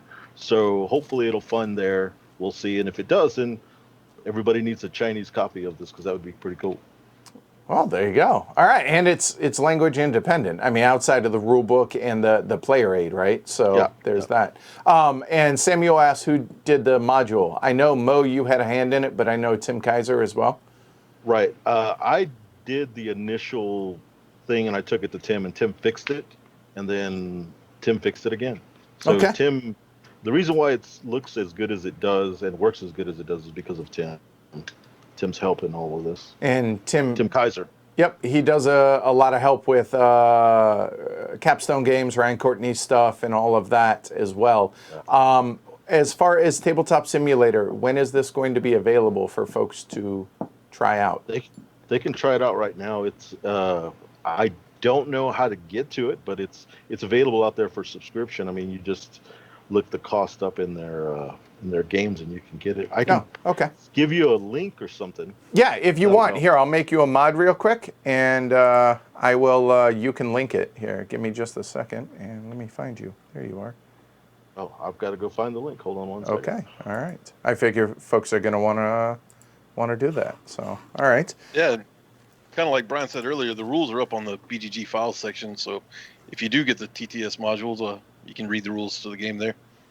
All right, excellent. Well, good stuff, guys. Yeah, like I said, I'm super stoked to actually have a physical copy of this, and the fact that it doesn't exist yet, I figure, the fact that you guys can't come up here to Boston or whatnot, I thought this would be a pretty cool idea to be able to get the four of us together to be able to stream this and show it off, because, like I said, I'm genuinely happy for y'all, and it's a damn good game, and it's a cool theme, not in that death is cool and profits over, and that morality question is cool. But the fact that you guys and Uli and everybody involved was willing to take on a touchy subject like this, a mature theme, I think it would be a good way to put it, and did so in what I think is a respectable and responsible way. This is what I live for board games, is stuff like this, and other games that are willing to tackle tough themes and whatnot. So commendable and really well done, guys. Really well done. Yeah, I dig it. So within a month, thereabouts, based on shipping and the whole 9 yards, hopefully folks will have it. Their pre-orders. And once we're able to get folks together, I'm sure you'll see this on the show in its physical form at some point as well. That'd be great. Yeah. Oh, definitely. It's on that stream. Say again? We'd love to be part of the peanut gallery kibitzing. Oh, absolutely. Oh, you know it. So, all right. So Mo's looking for the link, and yeah, and if you have questions, reach out to us. Reach out to me on Twitter, or reach out to us through either BGG or on TBG on Facebook, and we get those rules questions answered or anything else. all right. Well, there you go. And Mo just got the link for you guys. So if you are a tabletop simulator player, go enjoy. All right. And really well done to everybody involved. So again, thanks to everybody that hung out today.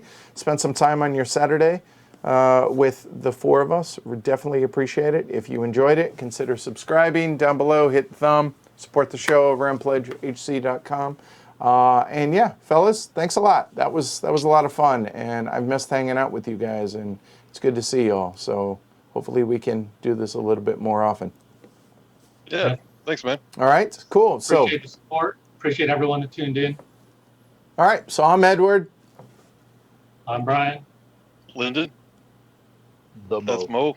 The Mo. It's the Mo. Guess he's on There's that only side. one. All right, you guys take care. Have a great rest of your Saturday. Social distance, wear your mask, be smart, be kind to one another, and I'll be back on Monday with the weekly look ahead. Take care, everybody.